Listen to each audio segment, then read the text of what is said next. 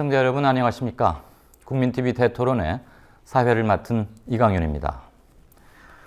우리 정당 사상 이보다 더 애와 증이 엇갈리는 당이 있을까요? 또 있었을까요? 앞으로도 있을까요? 얼마 전 60세 환갑을 맞았다는 소식을 기사로 봤습니다. 희망과 실망을 동시에 그리고 기대와 탄식을 동시에 때론 변한 듯 변하지 않는, 그래서 범야권은 희망과 실망을 동시에 주는 게 아닌가 싶습니다. 어제의 큰일을 오늘의 또 다른 큰일이 덮어버리기를 벌써 몇 년. 그래서 많은 사람들은 무감각하고 심지어 무기력해져가고 있는지도 모릅니다. 국민TV 대토론회 그 세 번째이자 마지막인 오늘, 정권교체와 범야권 혁신을 주제로 지금 시작합니다. 네, 오늘 토론 같이 하실 토론자분들 소개해드리겠습니다. 진보연대 박서군 공동대표님 나오셨습니다. 예, 안녕하십니까? 반갑습니다. 민주언론 시민연합 공동대표도 겸하고 계시죠? 그렇습니다. 많이 바쁘시겠습니다. 그리고 민주행동 정책위원장 맡고 계신 정혜구 성공회대 교수님 모셨습니다. 예, 안녕하십니까? 정의당 박원석 의원 나와주셨습니다. 네, 안녕하세요. 참여연대에서 오랫동안 시민운동 하시다가 정치권에 들어가셨는데 국회 일 해보니까 어떻습니까? 어렵습니다. 오늘 토론은 쉽게 그리고 열정적으로 평소처럼 해주시기를 기대하고 부탁드립니다. 예. 새정치민주연합 김광진 의원 나와주셨습니다. 예, 안녕하세요. 의정활동 성적표가 참 좋다고들 보도가 되고 이구동성이던데요. 어제 국군의 날 행사 보니까 청와대 국가안보실장 수준의 예우를 받으신 것 같은데.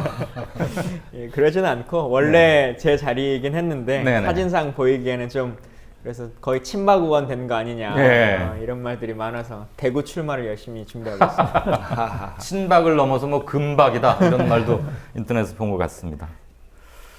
본론에 들어가기 전에 먼저요, 저희가 접촉한 새누리당 분들이 하나같이 출연을 거부하셨습니다. 개인적으로는 사적으로 따로 만나기도 하고 연락도 하고 그러는데 이 토론회에는 나오기를 고사하더군요.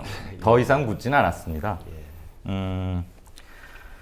그분들이 한 분도 안 오셔서 좀 아쉽긴 하는데요. 우선 박서군 대표님께 먼저 여쭙고자 합니다. 최근 불거진 집권당 내부의 갈등 이미 들어 알고 계시죠? 예. 어떻게들 보시는지 이렇게 쭉 돌아가면서 한번 듣고 싶은데, 박근혜 대통령과 김무성 당대표 간의 뭐 다툼, 일부에서는 뭐 시위를 벌였다 이런 말도 하던데 시위 측은 참 얌전하더군요. 네. 앞으로 어떻게 될 거라고 예상하십니까? 예. 이 기본적으로 네. 이 박근혜 대통령이 유엔 가가지고 반기문 카드를 흔들었거든요. 네. 그것도 뭐 굉장히 여러 차례 흔들었죠. 이 반기문 카드를 흔드는 거에 대한 김무성 대표의 그 나름대로의 대응으로 보이고요. 네. 뭐 기본적 성격은 여권 내의 주도권 다툼이다 이렇게 봐야 될 것 같고요. 그러나 이제 내용으로 보면 굉장히 심각한 문제점이 있죠. 이 대통령이 상권 분립 체제 민주주의 아닙니까? 예. 그런데 뭐 국회를 거의 졸로 보는 집권 여당을 또 졸로 보는 예. 뭐 이런 정도 수준을 보여줬다는 게 굉장히 심각한 문제라고 보고요. 이게 지금 어디까지 김무성 대표가 버틸 수 있을지 뭐 잘 알 수 없습니다. 예, 그게 아마 지난 두 번의 뭐 큰 사안들이 있어서 그때마다 고개 숙이고 들어갔던 거에 비춰보면 뭐 그럴 수도 있겠다 보고, 일단 뭐 총선이 지금 다가왔기 때문에 조금 더 버틸 수 있을지 모른다는 이런 이야기도 있지만, 그건 뭐 저는 그럴 수 있다 이렇게 생각을 하고요. 예. 그런데 이 과정에서 결과적으로는 아마 김무성 대표가 손해 볼 건 별로 없는 것 같아. 깔아앉더라도. 네. 왜냐? 기본적으로 권력으로부터 탄압받는 정치인은 인기가 올라갑니다. 예. 말하자면 김무성 대표가 아주 허블나게 깨져가지고 예. 뭐 그래 되더라도 결과적으로는 손해 볼 거 없다. 그러면 그 결과적으로 그래서 네. 이 진보 민주 진영에서는 그 너무 김무성 여권 내에 주도권 다툼을 즐기는 분위기로만 가는 거는 굉장히 경계해야 된다. 네. 이렇게 보는 겁니다. 예. 김무성 대표가 결기 있게 더 강하게 저항할수록 점수는 딸 것이다. 그럼요. 네. 정혜구 교수님은 어떻게 보셨습니까? 제가 보기에는 조금 제가 이제 정치학 전공인데 네. 조금 이해가 안 되는 측면이 있습니다. 그 예를 들어 선거를 앞두고 당내에서 갈등이 있을 수는 있어요. 예. 근데 대통령과 여당 대표가 이렇게 싸운다는 것은 이게 이제 삼권 분립 말씀하셨는데 그런 측면에서 좀 이해가 안 돼요. 여기 삼권 분립이라는 것은 국회와 행정부 그게 분리된 거거든요. 예를 들어서 미국에서 전번에 이제 그 유승민 저 원내대표가 이제 물러났지 않습니까? 대통령의 압력에 의해서. 네. 근데 만약 미국에서 오바마 대통령이 민주당의 뭐 하원 그 원내대표를 물러나게 한다. 뭐 상상할 수가 있습니까? 그렇죠. 그러니까 우리가 중요한 것은 이런 우리 헌법도 있고 이런 법적 구조가 있는데 그런 걸 무시하고 그것도 이제 대통령이 그런 걸 무시하고 이렇게 한다는 것은 그 한국 민주주의 굉장히 그 뭐랄까 민주주의가 제대로 안 된 거죠. 예. 그런 측면에서 제가 정착자로서 제가 보기에는 참 이상한 현상들이 많이 벌어지고 있는 것 같아요. 이상한 게 비단 한두 개였겠습니까만은 아까 저 민주주의에서는 보기 힘든 거라고 그러는데 혹자는 아직 봉건 통치가 끝나지 않았다 뭐 이렇게 말하는 분도 있긴 하더라고요. 실제 제도적으로는 이게 민주주의인데 네. 실제 그것을 운영하는 어떤 사람들의 생각이라든지 어떤 문화라든지 그런 것은 아직도 굉장히 권위주의적이고 우리 뭐 제왕적 대통령 그런 얘기도 하고 그러는데 뭐 거기에서 못 벗어난 것 같습니다. 예. 소속 당은 다르시지만 두 분은 같이 원내에 계시는데 새누리당 사태 어떻게 보시고 어떻게 예측 전망까지 좀 해봐 주시죠. 뭐 앞서 우리 두 분 말씀 있으셨지만은 퇴행적이죠. 그 집권 여당 내의 현재 권력과 또 미래 권력을 둘러싼 갈등이나 힘겨루기라는 것은 뭐 과거에도 왕왕 있었던 현상입니다. 근데 그렇게 보고 넘어가기에는 지금 청와대가 어떻게 보면 이제 삼권 분립 얘기도 나왔습니다만 제왕적이고 어떻게 보면 전제적인 그런 통치 행태를 보이고 있다.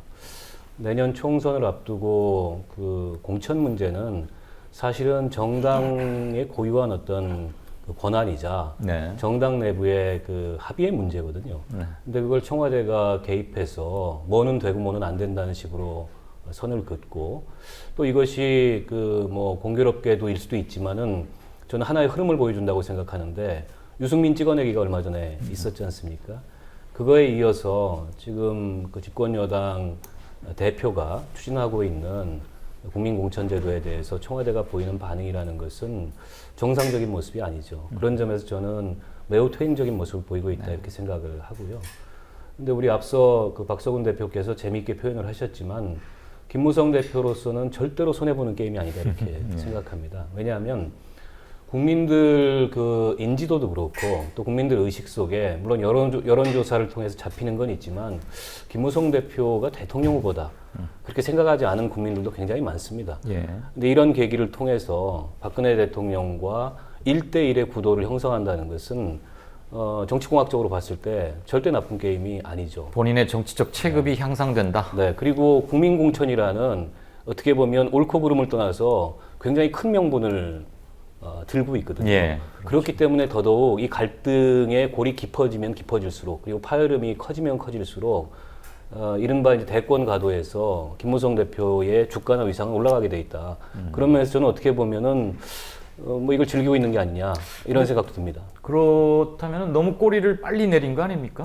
글쎄요, 결사항전을 며칠도 좀 끌고 예, 가고. 글쎄요, 저걸 꼬리를 내렸다고 봐야 될지 아하. 완급 조절을 하는 거라고 봐야 아. 될지 저는 후자에 가깝다고 봅니다. 알겠습니다. 우리 김광진 의원께서는 새누리당이 그 전국의 현수막을 공천권을 국민에게 돌려드리겠습니다 이렇게 걸었지 않습니까? 네. 근데 아마 이제 다음 주 정도부터는 공천권을 청와대에 돌려드리겠습니다 이렇게 현수막을 바꿔야 될 것 같은데 예. 지금 그걸 원하는 것이고 그렇게 네. 이제 흘러가는 분위기인 것 같습니다. 근데 김무성 대표가 과연 제대로 저항할 수 있을 것이냐라고 하는 것이 이제 국민들의 관심인데 사실 그 전에 보면 뭐 중국에서 개헌 발언이라든가 아니면 유승민 파동을 거칠 때 대표로서의 역할이라든가 이런 모습을 봤을 때 이분은 어느 시기가 되면 그냥 굽혀버리는 스타일이신 것 같아요. 유승민 대표랑은 조금 더 다른 결을 가지고 있는 느낌이어서 선배님 말씀하신 것처럼 핍박을 받아야 커지는데 별로 핍박이라고 하는 것은 저항을 해야 핍박을 받는 거 아니겠습니까? 그렇죠. 근데 별로 그럴 수 있을 만한 역할이 될 것이냐. 그리고 아마 국민들이 이것을 통해서 말 그대로 대선 주자로서 말 핍박받는 대선 주자, 차기 주자, 살아있는 권력에는 그 찍어내리는 그런 핍박받는 정치인으로서 성장할 것이냐 아니냐라고 하는 것을 판가름할 것 같습니다. 근데 저는 그렇게 버텨내지 못하시지 않겠냐라는 생각입니다. 이 자리에 당사자는 없는데 우리끼리 돌아가면서 얘기를 하니까 좀 그렇긴 했습니다만 현수막을 그렇게 바꾸려다가도 오늘 김 의원 발언을 듣고 차마 바꾸진 못할 것 같네요. 그나저나 청와대가 분명히 아까 정 교수님도 명확하게 지적을 해주셨는데 삼권 분립이 엄연하고 그것은 구두선으로라도 달고 사는 말 아닙니까? 근데 그걸 대놓고 무시하면서 지금 선수이자 선수로도 뛰겠다, 심판까지 보겠다 이거 아니에요? 뭐 삼권 분립은 물 건너간 지 한참 됐네요. 자, 뭐 고발은 그 정도쯤 하고요. 김무성 대표가 얼마나 버틸지, 그다음에 현수막을 어느 쯤에 어떤 문구로 바꿀지 그건 한번 지켜보십시다. 자, 이명박 정권이 4대강이다, 뭐 자원 외교다, 방산 비리다 해서 얼추 100조가 넘는 어마어마한 돈을 탕진하고도 정권 재창출에 성공했습니다. 어쨌거나 뒤이어 집권한 박근혜 대통령 독선과 봉건적 굴림에도 불구하고 집권당 아직도 뭐 40% 넘는 지지율, 기세 등등합니다. 이런 모든 것들이 무능하고 무기력한 야당 때문 아니냐? 그래서 일각에서는 뭐 좀 서운해하실 분도 계시겠지만 야당 교체가 정권 교체의 지름길이다, 이런 좀 불쾌하게 들릴 수도 있는 그런 주장까지 나오고 있는데 내년 4월 총선 그리고 그 1년 몇 개월 후에 대선 상당히 중요한 모멘텀에 와 있는 시점이란 말이죠. 이 단계에서 현 시국을 어떻게 진단하고 계시는지 역시 같은 순서로 좀 여쭙고 싶습니다. 사실 뭐 이명박 정부 5년 그리고 박근혜 정부 2년 반, 참 우리 서민들은 너무나 지금 고통을 받고 있는 이런 상황이고요. 그냥 고통만 받은 것이 아니라 일반 우리 국민들은 엄청난 저항들을 했습니다. 뭐 다시 기억을 간단하게 몇 개만 되돌려 봐도 엄청난 투쟁들을 했습니다. 광우병 촛불, 그 참 엄청난 투쟁을 한 겁니다. 우리 박원순 의원도 그랬고, 뭐 저도 또 한사 거들고 했지만 그랬죠.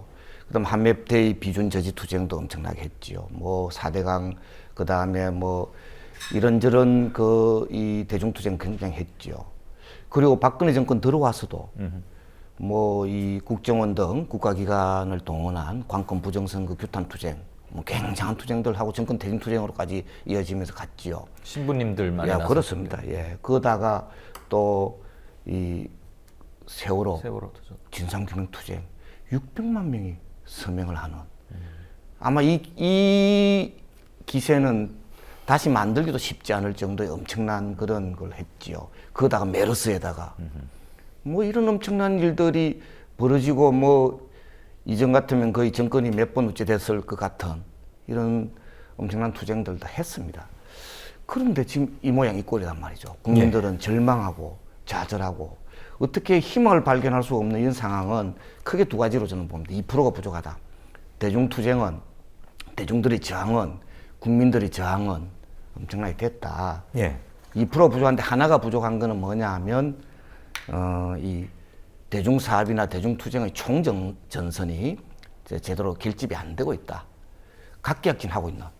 4대가 탈핵 주제는 탈핵 주제대로 투쟁하고 있고요. 세월호는 세월호대로 투쟁하고 있고요. 그다음에 뭐 보건의료 공공성 문제는 그렇게 하고 있고, 노동 문제는 또 노동 문제 따로 하고 있는 이런 거다. 컨트롤 타워가 없다 이 말씀이십니까? 컨트롤 타워까지는 아니고 그걸 총전선이라고 저는 저항의 총전선. 그다음에 국민적 의지를 결집하는 총전선이 지금 형성돼 있지 않은 거다. 이게 이제 첫 번째 하나 문제고요. 또 하나는 역시 뭐 아까 말씀하셨지만 야당이 지리멸렬해가지고 이 국민들이 뭐 당장 눈앞에 보이는 대안이 없는 뭐 이런 것들도 가장 큰 문제 아니냐. 그래서 희망을 못 찾고 있는. 그래서 참 세상이 바꿔야 되는데 이대로는 도저히 못 살겠는데 어떻게 바꿀 수 있을까라고 이 방도를 찾지 못하고 있는, 말하자면 갈 길을 못 찾고 있는 아마 그런 상황 아니냐 이렇게 봅니다. 다음 정 교수님은. 예, 예. 그 우리 사회가 지금 어떤 그 막다른 골목에 와 있는 것 같아요. 그러니까 뭐 그런 대로 과거에는 뭐 경제 성장도 그런 대로 됐고 민주주의도 발전하고 있었는데 지금 꽉 막히고 뭔가 이제 변화하지 않으면 안 되는 그런 상황. 예. 뭐 요새 경제도 나쁘고 그다음에 양극화도 심화되고 뭐 다 꽉 막힌. 그래서 제가 보기에는 국민들이 변화를 요구하고 있는 것 같아요. 네. 그 며칠 전에 여론조사를 봤더니 내년 총선에서 야권이 이겼으면 좋겠는지 여권이 이겼으면 좋겠는지 물어봤더니 야권이 이겼으면 좋겠다는 여론조사가 좀 많이 나오더라고요. 예. 그런데 그 실현 가능하냐 물어보니까 18%인가 굉장히 뚝 떨어져요. 예. 그러니까 국민들 마음은 이런 것 같아요. 뭔가 변화가 됐으면 좋겠다. 도대체 지금 상황에서는 어떻게 탈출구가 없다. 이렇게 생각하고 있는 것 같은데 그게 야당이 야권이 승리해서 변화를 만들어낼 수 있느냐라는 부분에서는 이제 자신감이 없는 거예요. 예. 그래서 제가 보기에는 시대의 어떤 상황이라든지 국민들의 어떤 요구라든지 이런 것은 정권 교체를 요구하는 것은 분명한 것 같아요. 그런데 이제 문제는 당이 그런 어떤 그 사람들의 어떤 바램을 결집시켜주고 그걸 모아가지고 이제 선거의 승리로 이끌어가는 게 당이지 않습니까? 그렇죠. 근데 이제 당이 지지부진하니까 예. 사람들이 그런 것이 결집이 안 되는 거예요. 그래서 굉장히 중요한 문제는 제가 볼 때는 당이 어떻게 서로 결집을 하고 왜냐하면 선거가 얼마 안 남았지 않습니까? 네. 그래서 안에서 그렇게 싸우면 안 돼요. 그래서 스스로가 뭔가 서로 힘을 합해가지고 국민들의 기대를 모아나가야 돼요. 제가 보기에는 또 그 2017년에 또 대선이 있지 않습니까? 네. 그 대선 주자들 요새 여론조사를 하지 않습니까? 예. 그러면 전부 합산을 하면 야권 대선 주자들이 프로테이지가 많아요. 그러니까 제가 볼 때는 대선 주자들도 우리가 낫고 국민들의 변화 요구도 우리가 낫고 강하고. 근데 중간에 있는 당이 제대로 못하기 때문에 예. 그래서 제발 좀 그 당이 야권의 뭐 새정치민주연합을 비롯해서 야권이 좀 당들이 좀 더 잘해줬으면 좋겠습니다. 그걸 잘하면 제가 볼 때 국민들이 지금 거의 뭐 그냥 좌절하고 있는데 조금만 잘하면 국민들의 어떤 그 희망이 다시 결집될 수도 있을 것 같은데 여하튼 그 점에서 정당이 못하는 게 굉장히 안타깝습니다. 방금 교수님께서 정리해 주신 지금 현 단계 국민의 정서나 정치적 욕구 이런 것들은 박근혜 후보와 문재인 후보가 맞붙었던 지난 2012년 대선 때와 대단히 흡사하지 않습니까? 제가 이명박 정부에 대한 염증은 아주 극에 달해 있었고 변화에 대한 욕구 지금에 못지않게 강했다고 보고 1대1로 완전히 수렴됐음에도 불구하고 선거 결과는 좀 달랐는데. 지난 2012년에 문재인 후보가 이제 졌지만 네. 그때 크게 지진 않았어요. 그렇죠. 3% 정도 차이가 났죠. 네네네. 근데 지금 이제 그 시간이 흘러서 아마 정상적으로 얘기하면 여권 지지하는 사람과 야권 지지하는 사람들이 한 반반쯤 될 것 같은데 예. 여론조사는 야권이 승리했으면 좋겠다라는 여론조사가 조금 더 나오더라고요. 예. 그만큼 국민들의 어떤 그 야권에 대한 기대는 큰 것 같아요. 단지 그것을 결집 못 시키고 술을 못 위에서 그것을 리드를 못 하는 거죠. 자, 두 분이 답을 좀 하셔야 할 것 같습니다. 예, 뭐 앞서 우리 사회자께서 야당 교체를 얘기하셨는데 예. 야당 교체를 좀 해주십시오. 정의당이 한번 제대로 보여드리겠습니다. 네. 그 전에 좀 짚어볼 게 몇 가지 있는데요. 지금 MB 정부 5년 그리고 박근혜 정부 이제 임기한 2년 반 절반이 지났는데 네. 달라진 게 없지 않습니까? 오히려 상황은 더 나빠졌습니다. 그리고 여러 가지 앞서 박서군 대표께서도 짚어주셨지만 그 큰 사회적인 현안들이 이슈들이 있었습니다.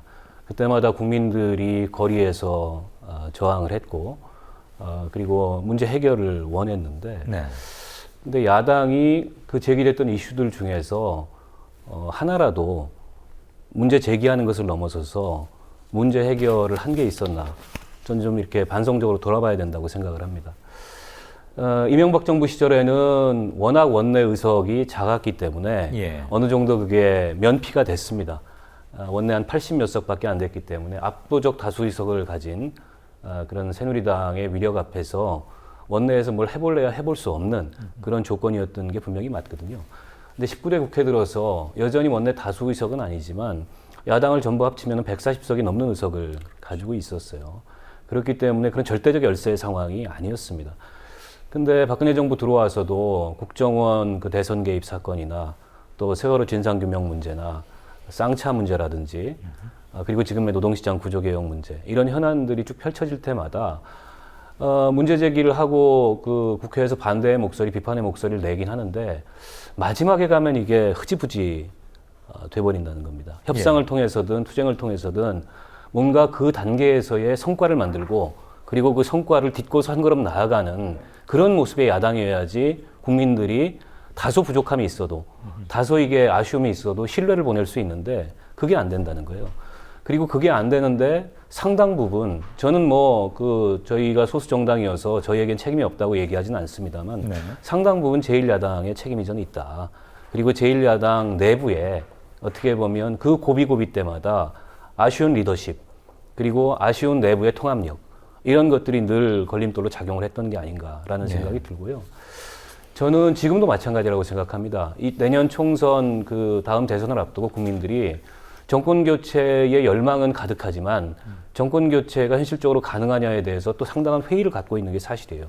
저는 그런 회의를 갖는 이유가 지금까지 야당이 지난 뭐 5년 넘게 7, 8년 동안 보여줬던 모습에 저는 오는 거라고 생각하거든요. 이걸 다시 희망으로 그리고 국민들이 다시 거기에 희망을 걸고 야당을 중심으로 이렇게 모일 수 있는 그런 모멘텀을 제공하려면 지금보다는 그런 현안에 있어서 문제 해결 능력을 보이고 그리고 좀 끈질긴 모습을 보이고 일관된 모습을 보여야 되지 않겠냐. 저는 그렇게 생각합니다. 예.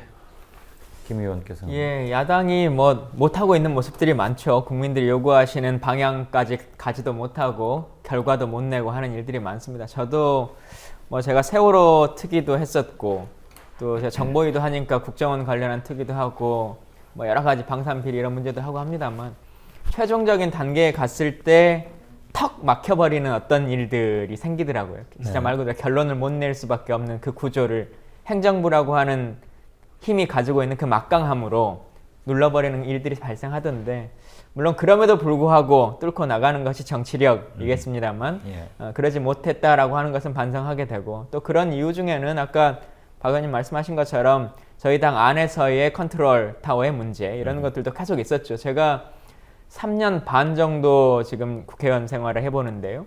그 동안에 11번째 대표가 바뀌시는 거거든요. 3년 반 동안. 3년 반 동안. 네. 비대위원장까지 하면. 예. 그래서 어떤 컨트롤이 제대로 상황 인식을 하고 그것을 대처해 나가고 계획을 세우고 하는 것을 할 수 있는 물리적인 시간이라는 게 사실 부족했고 원내대표도 사실 마찬가지로 계속 그래왔던 것 같습니다. 그리고 또 하나는 말 그대로 우리가 그 프레임 전쟁에서 항상 지고 있는 모습들이 있고 저쪽에 선점하는 프레임들 그리고 새로운 아젠다들로 바꿔나가는 일들에 항상 쫓아가는 동네 축구의 모습들이 계속 있다 보니까 새로운 아젠다가 생기면 아이템이 생기면 그쪽으로 또 쏠리는 이런 일들이 반복됐던 것 같고요.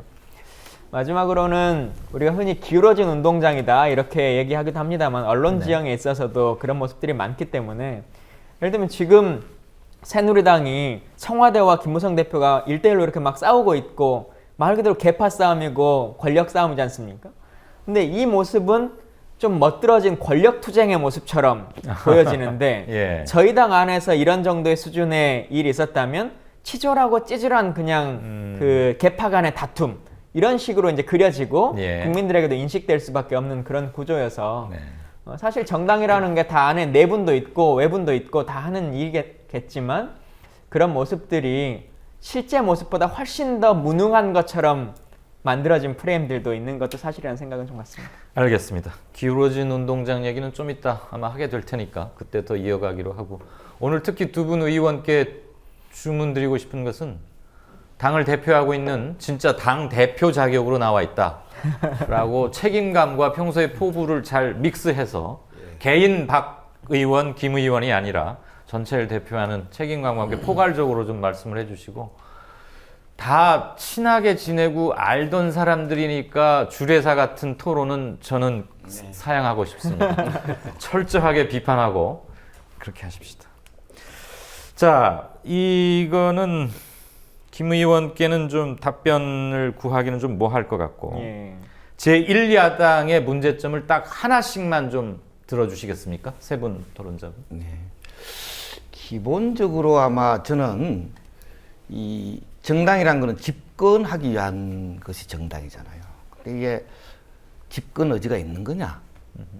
예, 이제 저는 뭐 근본적인 의문을 갖고 있습니다. 말하자면 야당 국회의원 하는 게 목표인 사람들, 또 뭐 지도부라고 하는 분들은 대개 집권하겠다는 목표보다는 제1야당 대표하는 게 목표인 것 같아 보이는 이런 수준 가지고는 이 참 정권 교체 어렵지 않느냐 이런 생각들이 들고요. 그 제일 큰 문제가 이 제1야당이라는 이 봉건지대 같은 이런 프리미엄, 봉건지대 성격의 이 프리미엄을 너무 탐닉하고 있다. 그러다 보니까 어떻게 되냐면 지금 거의 어떤 사람은 그런 이야기 하기도 하죠. 아직 호남 새누리당 같은 사람이나 호남 자민련 같은 사람들이 여전히 설치고 있다. 알겠습니다. 이런 것들이 굉장히 큰 문제다 이렇게 생각합니다. 예. 정 교수님 견해는요? 예. 그동안 뭐 아까 이제 지도부가 11번이나 교체됐다는 얘기도 나왔는데 사실 지금 이제 새정치민주연합이 많이 망가졌어요. 예. 그것은 뭐 오늘의 문제가 아니고 제가 보기에는 한 10여 년에 걸쳐 가지고 계속 선거에서 이제 치고 예. 뭐 비대위 만드는데 또 제대로 못하고 그러면서 이제 그렇게 된 것 같아요. 패배에 익숙해져 있다. 이런 예. 말씀이시죠? 그러면서 상당히 많이 망가져 있는데 그래서 국민들이 새정치민주연합에 대해서 갖는 기대가 그렇게 높다고 생각하지는 않아요. 네. 국민들도 뭐 현실을 알기 때문에 조금만 잘해줬으면 좋겠다. 저는 그렇게 보고 있습니다. 그냥 갑작스럽게 뭐 이걸 뭐 엄청나게 바꾸라. 그런 건 아니라고 생각해요. 예를 들어서 제가 며칠 전에 여론조사를 봤더니 리얼미터에서 아마 조사한 거 같아요. 예. 지난 1일 날 발표됐죠. 그 보니까 그 새정치민주연합이 16% 정도 나왔는데 요새 조금 덜 싸웠지 않습니까? 예. 그러니까 갑작스럽게 27%로 올라갔더라고요. 그걸 보면서 어떤 생각이 들었는가 하면 야 조금만 덜 싸워도 10%가 올라가는구나라는 생각이 들었어요. 그러니까 국민들이 원하는 것은 예. 뭐 엄청나게 뭐 혁신안을 잘 만들고 그런 게 아니에요. 그런 문제가 아니고 제발 지금 뭐 혁신안을 만들고 그렇지만 실제는 혁신을 만드는 것은 안을 잘 만든다고 이게 선거에 승리하는 게 아닙니다. 실제 선거에 승리하는 것은 일종의 단합을 해가지고 선거에서 굉장히 열심히 하는 그게 중요한 거예요. 그렇기 때문에 제가 볼 때는 민주당 안에서 좀 단합 좀 하고 그 리더십 좀 만들어지고 이런 게 중요한 문제고 그 다음에 국민들이 조금만 잘해도 지지할 마음의 준비가 돼 있으니까 제가 볼 때는 조금만 며칠 안 싸우니까 바로 올라갔다 이거죠. 좀 덜 싸우고 조금 단합하는 모습만 보여도 네. 뭐 한 30% 넘어가지 않을까 하면 그럼 사람들이 아마 희망이 생겨날 거예요. 그래서 그런 부분을 좀 보여줬으면 좋겠고 그래서 제발 한마디 마지막으로 얘기하고 싶은 것은 예. 스스로가 싸워서 지지도를 떨어뜨리지 마라 제발. 그런 점수 얘기 하고 까먹지 싶습니다. 마라. 예. 하기 싫은 다들 싫어하는 짓 해서 점수 까먹지 마라. 자, 야당 교체 아까 강력히 주장하셨는데 박 의원 이 질문에 하실 말씀 많겠습니다. 글쎄요, 뭐 같이 정당을 하는 입장에서 뭐 제1야당에 대해서 아쉬울 때도 많고 또 기대를 하는 것도 많이 있습니다. 그렇죠. 어쨌든 제1야당이 잘 돼야 또 다른 야당들이 성장할 수 있는 그런 환경이 조성되는 것도 분명히 맞습니다. 저는 뭐 여러 가지 지금 뭐 문제 제기도 국민들로부터 많이 받고 있고 합니다만 가장 큰 게 이 제1야당이라는 그 기득권 혹은 그 지대에 안주하는 그런 게 너무 큰 거 아니냐. 예. 그러니까 결국에는 지금 우리 그 양당제 정치 환경을 갖고 있습니다. 제도적으로 그렇습니다.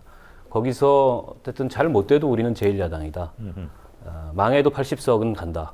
지난번 18대 총선의 경험을 돌이켜 보면 예. 그게 사실은 지금 제1야당의 그 성장과 혹은 대안으로서 국민들에게 신뢰를 받는데 가장 큰 걸림돌이 되는 요소가 아닌가. 거기에서 지금 우리 정혜교 교수님이 말씀하셨던 내부의 생산적이지 않은 이전 투구 이런 것도 나오는 게 아닌가 이런 생각이 들어요. 그래서 저는 이게 좀 선거 제도가 좀 바뀌고 그리고 제1야당과 또 경쟁할 수 있는 다른 야당들이 성장할 수 있는 그런 제도적 환경이 조성이 되고 그런 경쟁 속에서 또 변화가 만들어지고 또 건강성이 형성되고 이런 것이 굉장히 중요하다 이런 생각이 들고요. 네. 개별 국회의원들을 보면은 우리 여기 그 김광진 의원을 포함해서 굉장히 경쟁력 있고 능력 있는 좋은 의원들이 많습니다. 그리고 우리 국민들도 알고 계세요. 인기 있는 의원들도 많고. 근데 그걸 전체를 합쳐놓고 보면 과연 국민들이 제1야당에 대해서 아까 리얼미터 여론조사는 저는 뭐 일시적인 게 아닐까 이런 생각이 들고 지금 평균 20% 안팎의 지지밖에 새누리당의 절반의 지지밖에 못 받고 있거든요. 이걸 이제 선거 때 막 그 온갖 방법을 동원해가지고 만들어가지고 비슷한 게임을 해야 되는 상황인데 저는 이런 상황이 계속되다 보면 이른바 1.5당 체제라는 일본식 정당 체제라는 게 구조화될 수 있는 그런 위험이 이미 우리 정치 체제 속에 내재되어 있다. 그런 불안감이 굉장히 큽니다. 네, 굉장히 중요한 대목을 마지막에 짚어주신 것 같습니다. 자, 얘기를 좀 거슬러 올라가 보고 싶은데요. 이 질문은 김광진 의원께 드리겠습니다. 짧게 잡아도 지난 2007년 이후 개혁 희망 세력, 그냥 쉽게 말해서 뭐 반새누리당 세력, 반한나라당, 뭐 그게 그 말이겠지만 왜 큰 선거에서 계속 지고 있는 겁니까? 어떻게 분석하고 있습니까? 패인을. 뭐 이유가 딱 한 가지뿐이겠습니까? 여러 가지 이유로 지는 것일 텐데 네. 축구에서 지는 이유는 제가 공을 못 였으니까 지는 거고 아니면 상대방의 공을 더 나보다 많이 였으니까 지는 거겠죠. 선거도 예. 마찬가지일 것 같은데요. 그 시기에 최종적으로 누가 많은 골을 여느냐의 싸움인 거고. 네. 근데 지난 대선을 돌이켜 좀 생각해 보면 아까 교수님 말씀하셨습니다마는 지난 대선의 박근혜 후보와 문재인 후보의 싸움은 지금의 지리멸렬함보다 훨씬 더 치열한 경합이었고 또 국민들이 막상 선거 전에 돌입해서는 최선을 다해서 또 선거에 임해 주신 것도 사실입니다. 근데 2%가 항상 부족해 왔었던 것이요. 근데 선거라는 게 당락만 있는 거니까 그런 일들이 계속 반복돼 왔던 건데요. 결국은 그 2%를 항상 뭔가를 욕구를 만족시켜 주지 못하는 데 있는 것 같아요. 근데 그 2%가 정말 뭘까라고 하는 것인데 아무리 그런다고 할지라도 우리가 새누리당보다 못하냐 객관적으로 봤을 때 예. 혹은 새누리당보다 더 지리멸렬한 거냐 혹은 능력이 더 부족한 거냐 아니면 도덕적으로 문제가 있는 거냐라고 하면 사실은 그런 객관적인 것에서는 저희가 지지 않는다고 생각합니다. 근데 제가 프레임 전쟁이라고 하는 말씀을 드리는 것처럼 저희는 항상 새누리당 보고 그 저거 다 쇼야 라고 얘기를 합니다. 그럼 국민들이 저희한테 그래요. 너희는 쇼라도 좀 잘해라 라고 하는 거죠. 예. 선거에서는 막판에 그런 부분들도 항상 필요해 왔었는데 저희가 네. 그런 게 안 된 것 같고요. 가장 또 심각하게는 아까 앞선 질문과 연관될 수 있는데 제가 예. 느끼기에는 저희 당의 가장 큰 문제가 그라고 생각합니다. 저희가 정당인데요. 당이라고 하는 게 한자로 무리당자지 않습니까? 무리로서의 응집력, 조직력 혹은 지휘체계 이런 것들이 제대로 작동되지 않는 것이고 선거 임함에 있어서도 최종적으로 내가 원하지 않는 후보가 되면 또 그것을 적극적으로 지원하지 않는 모습들이 발생하고 그런데 보수정당이라고 하는 집단은 이익이 발생하고 이것을 통해서 얻을 게 있다면 뭐가 됐든지 간에 앞뒤 가리지 않고 일단 달려들지 않습니까? 네. 근데 저희는 좀 그러지 못한 부분들에 항상 2%가 빠져나가는 게 아닌가라고 하는 생각 같습니다. 팀워크와 투지가 부족하다 이렇게 요약할 수 있을 것 같은데 팀워크와 투지를 만들어내는 게 결국 리더십 아니겠습니까? 예. 그런 점에서는 리더가 없었다 또는 리더의 리더십에 문제가 많았다 이렇게도 볼 수 있겠네요. 내부적 요인으로. 그게 개인적인 어떤 대표의 개인의 문제라고 생각하지는 않습니다. 앞서 그러면 말씀드린 것처럼 유전자처럼 내려오고 있는 아니죠. 겁니까? 앞서 말씀드린 것처럼 대표가 워낙 자주 변경됐어요. 말씀하신 것처럼 예. 그 2007년도부터만 할지라도 한 20번 가까이 될 텐데 예. 저희가 지난 대선을 치르면서도 당대표가 없이 대선을 치렀습니다. 당대표가 10월 달인가 중도 사퇴를 하셨지 않습니까? 그랬죠. 그리고는 또 그렇게 선거를 치르게 되는 거예요. 어느 정당이 그것도 거의 집권을 눈앞에 두고 있는 정당이 이 대표를 흔들어서 중간에 대표 없이 선거를 치르는 정당이 있겠습니까? 그러니까 그런 알겠습니다. 일들이 계속 반복되는 거죠. 통렬한 내 자성의 소리로 듣겠고요. 박 의원께는 좀 이따 기회 드리겠습니다. 예, 미안합니다. 이게 발언을 제지할 정도 되니까 제가 사회 볼 맛이 나는데요. 자, 정혜우 교수님께 질문 드리겠습니다. 이른바 기울어진 운동장 얘기를 많이 합니다. 운동장을 평평하게 만들지 않는 한 이른바 개혁 세력의 선거를 통한 승리는 그럼 불가능합니까? 한국은 기본적으로 기울어진 운동장이에요. 예. 왜 그런가 하면 우리 뭐 분단 상황이지 않습니까? 예, 그렇기 예. 때문에 진보 세력이 이게 발전할 수 있는 그 여건이 역사적으로 안 돼 있었습니다. 그래서 기울어지는 운동장은 기본적인 이제 상수인 겁니다. 예. 그래서 이런 상황에서 기본적인 상수가 문제다라고 하는 것은 해결책이 전혀 안 돼요. 그냥 그렇다고 해가지고 지금 뭐 분단 상황이라든지 과거 역사를 지금 당장 바꿀 수 있는 게 아니지 않습니까? 예, 예. 그렇기 때문에 중요한 것은 기울어지는 운동장이라는 그런 구조가 아니고 기울어졌다 하더라도 거기에서 어떻게 싸워서 이길 수 있느냐라는 주체의 문제입니다. 더군다나 두 번의 승리의 경험이 있지 않습니까? 예. 그래서 기울어진 운동장 얘기는 전체적인 상황 설명할 때는 의미가 있지만 이게 그 어떤 선거 패배 원인이라든지 그런 식으로 이제 이 문제를 들고 나와서는 안 됩니다. 그럼 잘못하면 변명이 돼요. 예. 그래서 기울어진 운동장이라 하더라도 거기에서 이제 주체들이 어떻게 잘 싸우느냐라는 문제가 중요한 문제인데 예. 제 느낌에는 이렇습니다. 하나는 당의 어떤 그 조직이 뭐 이런 표현을 해요. 특히 이제 그 새정치민주연합에 대해서 자영업자들의 모임이다.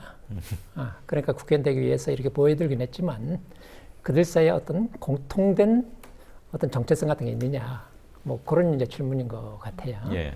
그래서 이제 그런 성격이 강하고 그것을 못 바꿔내고 있고 그것이 우리가 이제 구체적으로 뭐 개파 갈등 뭐 이런 식으로 얘기하는데 그런 측면이 하나 있고 그다음에 제가 또 하나 이제 질문하고 싶은 것은 야권을 지지하는 사람, 제1야당을 지지하는 사람들의 가장 커다란 목표는 지금과 같은 상황에서는 우리가 너무 살기 어렵기 때문에 정권교체를 해달라는 거지 않습니까? 예. 그래서 지지자들은 정권교체를 바라서 그들한테 지지를 해주는 거예요. 네.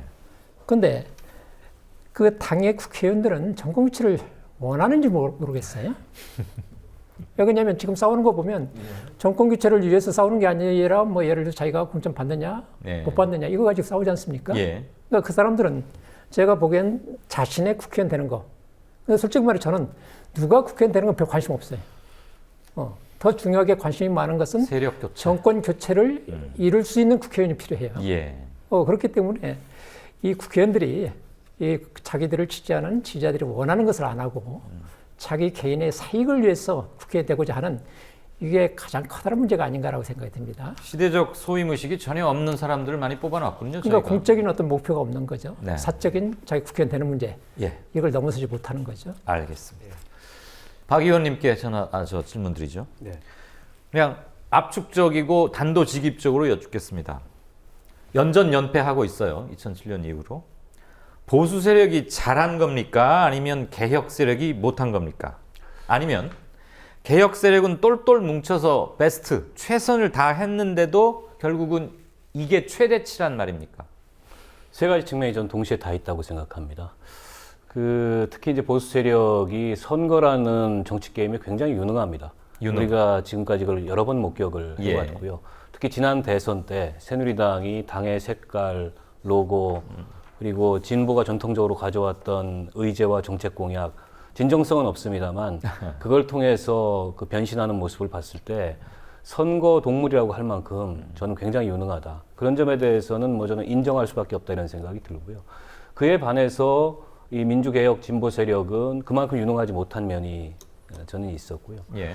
근데 지난 대선을 보면 결국에는 51대 49로 졌습니다. 네. 그리고 1대1 구도가 정말 오랜만에 형성이 됐어요. 예. 그리고 다 몰아주기를 해가지고 1대1 구도를 만들었는데 그래도 졌습니다. 그거는 이제 기울어진 운동장 탓이 분명히 있죠. 아까 이제 2007년 이후에 연전연패를 말씀하셨는데 직선제 이후에 이긴 적이 몇 번이나 있습니까? 4번밖에 없어요. 대통령 선거 2번. 그것도 어떻게 보면 DJP 연합, 예. 뭐 정몽준과 연대 예. 이런 반쪽짜리 승리였었고, 그다음에 탄핵 직후에 있었던 총선, 2010년에 정권 교체에 열망을 안고 야권 연대를 통해서 했던 지방선거, 예. 그 이외에는 선거에서 이긴 적이 없어요. 그렇죠. 그렇게 보면 대한민국의 이런 그 정치 지형이나 정치 환경이라는 것이 여전히 그 야당에게 민주개혁 진보 세력에 어려운 점은 있다. 물론 그게 구실이 돼서는 안 됩니다. 정의호 교수님 말씀하셨듯이 그럼에도 불구하고 넘어설 수 있는 그런 경쟁력을 가져야 되는데 저는 지금 야당이 보이고 있는 모습, 야권이 보이고 있는 모습이 과연 그런 경쟁력을 내년 총선과 다음 대선에 만들어낼 수 있을까에 대해서 우리 국민들이 굉장히 우려하고 계시다. 네. 그렇게 생각합니다. 교체 욕구는 강하지만 우리들의 교체 욕구를 실현시켜줄 실체로서는 점수를 못 주고 있다. 지금 이건 뭐 명확한 평가인 것 같습니다. 네, 박 대표님. 아까 우리 김강진 의원께서 예. 그 쇼라도 제대로 하라 이런 이제 이야기를 듣는다고 했는데 네. 뭐 오죽했으면 그런 이야기 하겠습니까? 예. 근데 저는 쇼 좀 더 잘하는 방식으로는 정권 교체 안 된다고 보는 겁니다. 그걸로는 안 된다. 안 된다. 예, 뭐 기본으로 해야 되겠지만 뭐 오죽했으면 그런 이야기 하겠습니까? 저는 핵심은요. 네. 이 주로 이제 저는 뭐 민주주의 사회나 또 민주주의 정당 내에서는 뭐 경쟁도 하고 또 단합도 하지만 경쟁도 하는 거죠. 내부 경쟁할 때 쟁점 형성이 잘못된 거다. 그리고 국민들과의 소통하는데도 쟁점이 주제가 잘못됐다. 예를 들면 맨 쟁점하는 게 공천 룰이 어떻니, 그리고 뭐 정치 자유민주주의 정치 체제가 어떻니, 정치 개혁이 어떠니 이렇게 나가는 거란 말이죠. 뭐 그런 것도 해야 되지만 더 중요한 것은 지금 국민들이 가슴에 엉어려져 있는 거를 어떻게 풀 수 있는 그런 딱 뭘 하나 만들어야 돼. 가슴에 불을 지를 수 있는 게 있어야 되는데 그게 뭐냐? 바로 민생 파탄을 어떻게 해결할 거냐. 국민들 삶을 어떻게 더 이 한 단계 더 인간다운 삶으로 만들 것인가. 이 민생 파탄에 대한 그 해결책을 중심으로 내부 쟁점이 이루어져야 되고 경쟁도 그렇게 돼야 되고 국민과의 소통도 그걸 매개로 해야 되는데 지난번 대선 때도 보면 안철수 후보와 문재인 후보 간에는 민생 파탄에 대한 대안 이것보다는 뭐 정치가 정치 개혁이 어떻고 하면서 근데 국민들은 그거는 먼 나라 이야기 같아 보인단 말이죠. 또 아름다운 이야기는 선거 때 다 한단 말이죠. 그래서 기본적으로 새누리당과 같은 기득권 세력들이 죽어도 못하는 제대로 못하죠. 사기는 치지만 그 바로 민생 문제, 국민들의 삶의 어려운 문제, 복지 문제 이런 문제들에 대해서 아주 과감하고 본질적으로 그 문제에 대한 문제 제기를 하고 국민들이 가슴에 불을 지르는 이걸 해야 되는데 자꾸만 자잘한수라든지 쇼라든지 이런 데 정신이 팔리면 영원히 멀어진다 이렇게 저는 보는 겁니다. 불을 질러라. 확실하게 불을 질러라. 이 말씀이네. 말하자면 국민들의 말하자면 변화에 대한 가슴에 엉켜 있는 이 한을 풀 수 있는 가슴에 불을 질러야 됩니다. 감동을 만들어야 됩니다. 제가 연전연패 그닥 뭐 좋은 어감이나 뉘앙스는 아닙니다만 계속해서 쓰는 이유가 질 수 있죠. 그리고 졌죠. 그렇지만 계속 져서는 안 되는 거 아닙니까? 교훈을 찾자는 건데 이런 얘기가 있습니다. 계속 거듭되는 연전연패를 통해서 다음과 같은 교훈 또는 결론을 얻자. 첫째, 분노와 당위만으로는 안 되더라. 그것만 가지고 호소해서는 안 되더라. 세상에 저렇게 천인공노하고 무도한 그룹이 있고 세력이 있는데 알아서 돌아서겠지. 그렇지 않았죠. 둘째, 상대 측의 실수나 실정에 따른 반사 이익의 약발은 오래가지 않더라. 작은 선거는 한두 번 어떻게 이길지 모르지만 크게 세력 교체를 두고 한판 크게 붙는 싸움에서는 그거 전혀 기댈 거 안 되더라. 마지막으로 후보 단일화에 대한 피로도가 상당히 높아졌다. 그거 만사 형통약 아니니까 그만 찾아라. 동의하십니까, 박 의원님? 네, 동의합니다. 그 마지막 후보 단일화 문제만 말씀을 드리자면 지난 재보궐선거 그 연속된 패배, 특히 이제 작년에 있었던 재보궐선거 동작과 뭐 수원과 후보 단일화 했죠. 그럼에도 불구하고 이제 동작 선거에서는 패배를 했습니다. 이게 이제 야권 연대라는 게 국민들도 굉장히 관성적으로 받아들이시는 것 같아요. 때 되면 또 하는구나. 그게 이제 새로운 어떤 시너지나 경쟁력을 못 만들고 그리고 이제 정치공학이다 이런 공격을 받지 않습니까? 정치공학이죠, 사실은. 선거 며칠 앞두고 하는 단일화. 그래서 저는 내년 총선 앞두고 야권 연대도 그런 방식으로는 아무 감동도 경쟁력도 시너지도 없을 거다라고 생각을 합니다. 그래서 정의당에서 얘기했던 것은 제도를 바꾸자. 지금 선거제도 개혁 논의가 어떻게 보면 뭐 의원 정수를 몇 명으로 할 거냐, 농촌 지역구를 줄일 거냐, 비례대표를 줄일 거냐, 왜곡된 측면이 있는데요. 그게 아니고 우리 그 선거에 있어서 가장 큰 문제는 수많은 사표가 발생하는 주권의 왜곡이 발생한다는 문제입니다. 그리고 10% 지지를 받는 정당은 10%의 의석을 갖고 30% 지지를 받는 정당은 30%의 의석을 가져야 되는데 우리 선거제도가 그렇지 못하다는 겁니다. 이렇게 구부러진 선거제도만 펴더라도 선거 앞두고서 야권이 그렇게 인위적이고 공학적인 방식으로 단일화를 하기 위해서 노력을 할 이유가 전혀 없다고 생각해요. 지금은 그 양당 이외에는 생존하기가 굉장히 어려운 선거제도를 갖고 있기 때문에 저희 진보정당, 소수정당 입장에서는 울며 겨자 먹기로 하는 겁니다. 한 군데 후보 양보 받으려고 수십 명의 저희 후보를 죽여야 돼요. 근데 이런 선거를 도대체 언제까지 할 거냐. 이런 어떤 반성과 비판의 목소리가 저희 정당 내부에서도 나옵니다. 그렇기 때문에 지금 야당이 지금보다도 경쟁력을 갖기 위해서 그리고 우리 민주주의가 이런 이 양당제 민주주의 아닌 다수결 민주주의가 아닌 그야말로 성숙된 합의제 민주주의로 다원화된 민주주의로 가기 위해서 저는 정치개혁, 그중에도 선거제도 개혁을 바꾸는 것이, 선거제도를 개혁하는 것이 이 시대에서 굉장히 중요한, 어떻게 보면 제일 중요한 개혁 중에 하나다 이렇게 생각합니다. 네, 박 의원께서 저를 많이 도와주시네요. 정치 개혁 부분에 안 그래도 지금 발언하신 꼭 그 항목이 있습니다. 나왔으니까 조금 앞당겨서 얘기를 하죠. 대단히 중요한 사항을 지적하셨고, 지금 그런데 사실 보름도 채 안 남았잖아요. 10월 13일까지인가 뭐 이렇게 답안지를 내야 하는데, 다들 마음은 콩밭에 가 있으니까 논의는 딴 거 하고 있고, 여당 대표는 대통령하고 싸우느라고 뭐 시위하고 이런. 지금 그것은 여당과 제1야당이 치열하게 아무튼 협상을 하든 싸우든 해서 제도를 바꿔야 한다. 지금 뭐 워낙 소수 의석이니까 이해는 가지만 최소한 두 당을 견인하거나 압박을 할 수는 있었잖아요. 그냥 단순한 외침만이라고 하더라도. 그렇게 선거 제도를 기본적으로 바꾸기 위해서, 왜곡되어 있는 걸 펴기 위해서 정의당은 뭘 해왔고, 김 의원께도 드리는 겁니다. 그거 고치지 않고는 사실 대의성을 제대로 확립하기 힘든데, 3년 반 의정 활동 중이시지만 3년 반 동안 그것을 위해서 뭘 해왔는지, 새정년은 그 제도를 바꾸기 위해서 뭘 해왔는지 함께 좀 설명 좀 해주십시오. 제가 먼저 말씀드릴까요? 그러니까 사실은 19대 국회가 열리자마자 정의당은 이 문제를 제기를 했습니다. 예. 그리고 지난 대통령 선거 때 많은 분들이 기억을 못 하시지만 문재인 심상정 단일화가 있었어요. 그랬죠. 그 당시에 이게 단일화의 합의 내용 중에 하나였습니다. 정당 명부식 비례대표제를 도입한다. 네. 그리고 문재인 후보의 공약이었습니다. 예. 권역별 정당 명부 비례대표제 도입. 근데 어느 순간에 지금 협상을 하다 보니까는 정당 명부식 비례대표제 도입은 없어지고 권역별 비례대표제만 남게 돼버렸어요. 예. 근데 현실적으로 이 문제를 풀기 위해서는 의원 정수를 300석으로 가둬놓으면 지역구 의원들의 이해관계 때문에 이 문제 해결이 어렵다라고 저희는 봤습니다. 그래서 360석으로 국회의석을 늘리자 이런 제안을 했던 거고요. 예. 그리고 국회 정개특위에 들어가서도 줄기차게 이 문제를 지적을 했고 저희가 농성도 했습니다. 심지어. 네. 근데 이제 국민 여론을 핑계로 의원 정수를 늘리지 않기로 여야가 사실상 합의를 한 겁니다. 네. 그럼에도 그럼에도 불구하고 저는 여전히 기회는 있다 이렇게 생각합니다. 어떻게? 지금 이제 그 선거구 획정위에서 네. 246석에서 249석 이걸 이제 지역구 숫자 범위로 그 잠정 발표를 했습니다. 아마 현실적으로는 246석 정도를 염두에 두고 한 얘기인 것 같은데요. 예.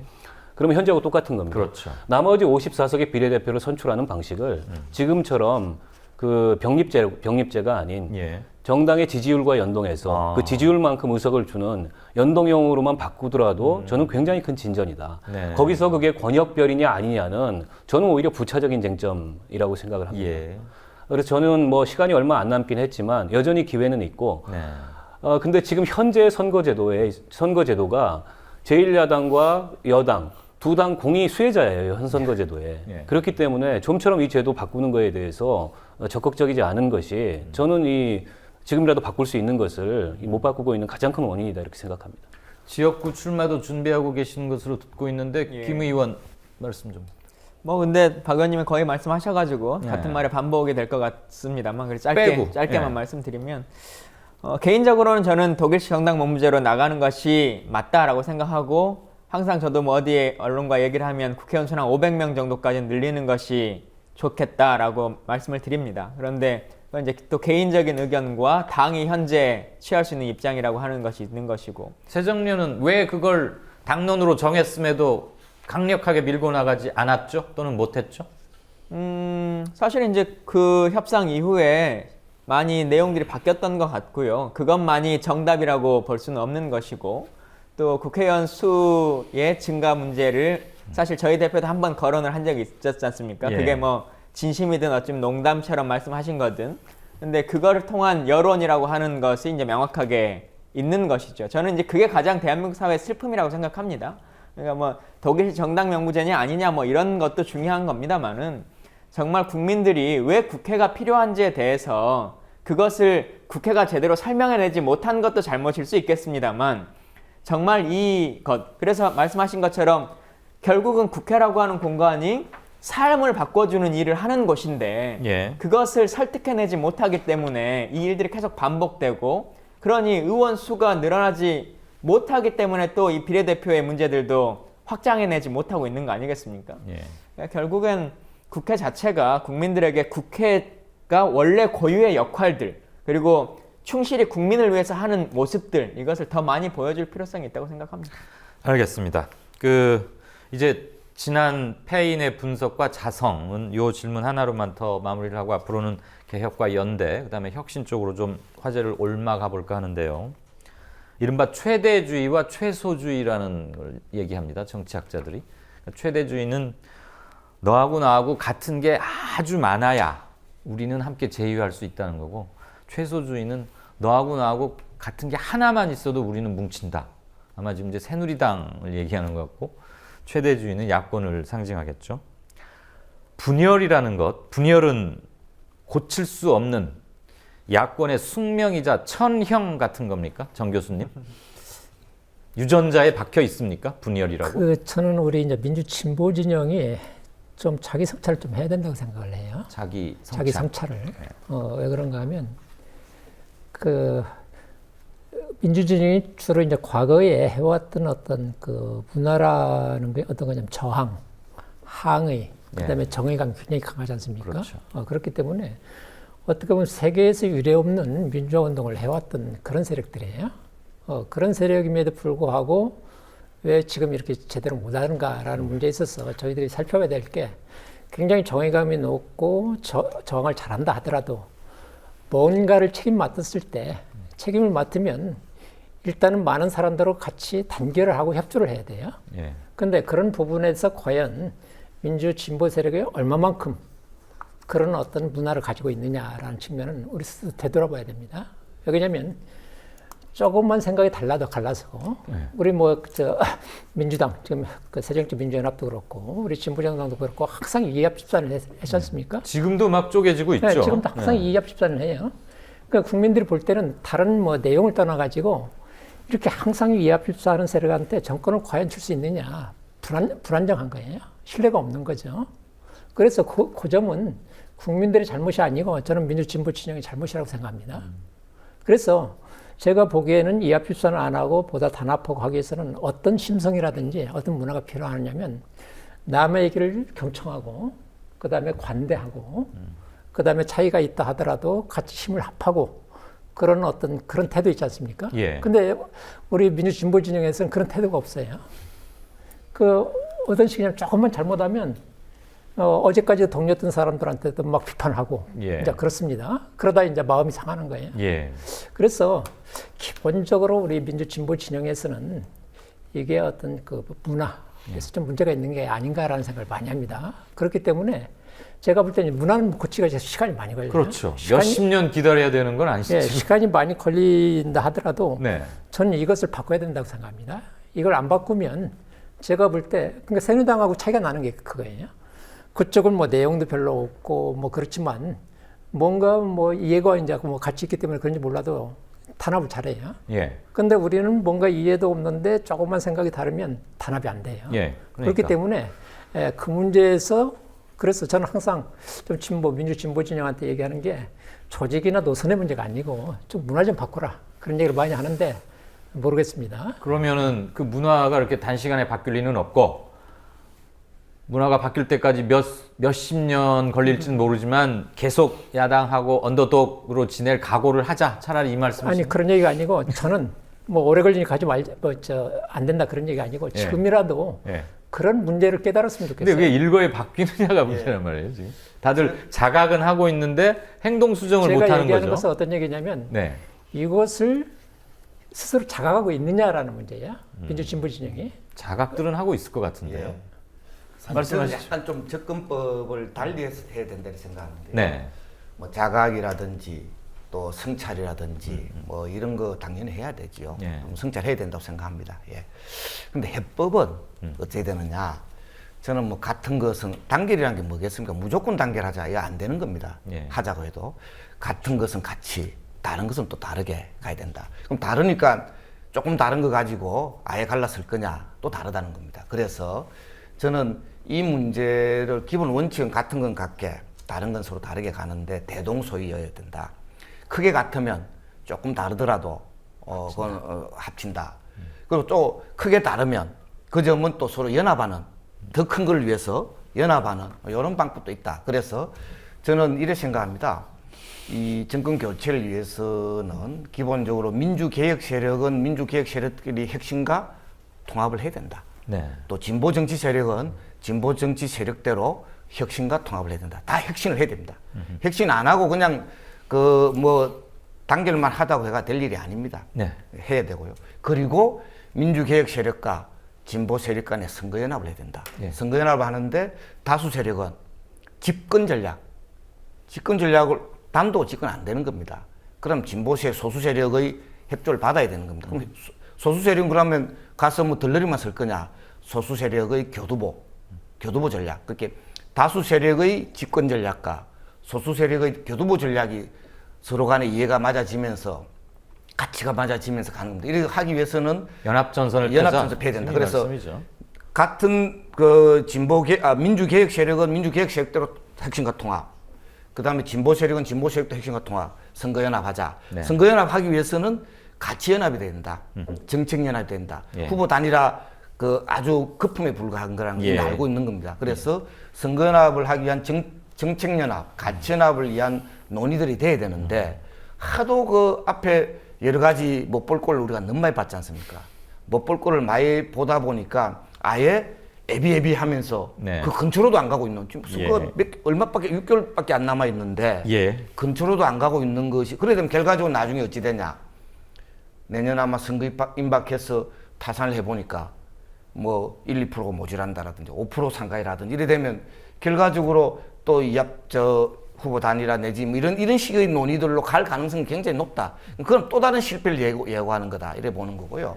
그래서 저는 지금부터라도 혁신과 통합을 하고 또 그리고 이 선거연합에 대한 진지한 그런 그 모색, 네. 가치연합과 정책연합에 대한 진지한 모색이 있어야 된다. 이렇게 생각합니다. 내적으로는 문화를 바꾸는 노력하면서 예. 외적으로는 연합에 좀 더 적극적으로 나서자 이렇게 정리를 하겠습니다. 이번 질문은 박김 두 의원께 드리겠는데 단문 단답입니다. 네. 길게 말씀하시면 파울입니다. 새정치연합하고 정의당 구체적 차별점이 뭡니까? 저는 잘 못 찾겠던데요. 딱 한 마디씩만 두 분 해주세요. 역사와 정당을 운영하는 원리가 다릅니다.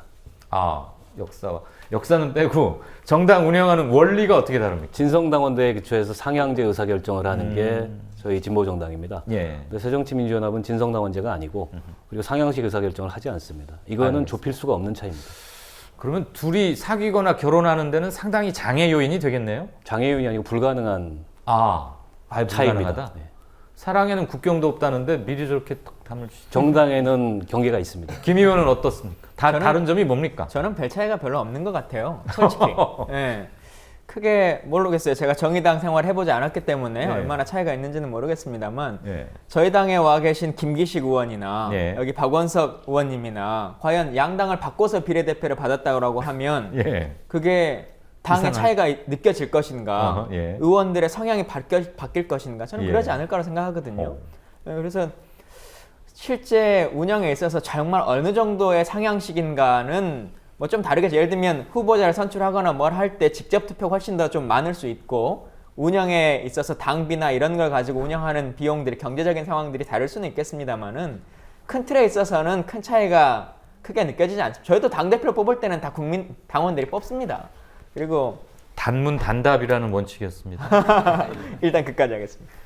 자, 심상정 대표와 1만 5천여 진성당원을 대표해서 박원석 의원께 다시 묻겠습니다. 크게 보아서 그리고 정권 교체와 세력 교체를 위해서 새정치연합과 합치는 게 낫겠다는 생각은 요만큼도 안 하십니까? 예, 안 합니다. 요만큼도요? 네네. 저는 그 합친다고 시너지는 하지 않고요. 네. 현재 새정치민주연합은 수많은 통합을 통해서 생긴 정당입니다. 가까운 통합만 기억해 보더라도 안철수 의원이 하고 있던 합리적으로. 예, 그런 통합을 했고요. 어쨌든 예, 형식적으로. 그리고 2012년 총선을 앞두고 민주통합당이라는 혁신과 통합, 뭐 또 네. 100만 밀란 그랬죠. 이렇게 해서 통합을 했습니다. 역사적으로 보면 그런 통합을 수없이 했어요. 제가 이해할 수 없는 거는 그때 네. 그 통합을 했던 분들이 그 시점에 야권을 혁신하기 위해서 그런 통합을 했던 거거든요. 예. 혁신과 통합도 그렇고 그렇죠. 안철수 새정치그룹도 그렇습니다. 그런데 새정치민주연합은 또 혁신위를 만들어요. 저는 그 메커니즘이 잘 이해가 안 됩니다. 그리고 이제 우리 김광진 의원께서 이게 이제 작은 차이라고 얘기했는데 절대로 작은 차이가 아닙니다. 저희는 명실상부하게 당원이 주인인 정당이고 당원이 정당의 의사결정을 당대표라고 자기 마음대로 의사결정을 하거나 계파가 의사결정을 하는 정당이 절대로 아닙니다. 그거는 이제 당직 공직 선출에 있어서뿐만이 아니라 당의 진로와 방향을 결정하는 데 있어서도 그렇고요.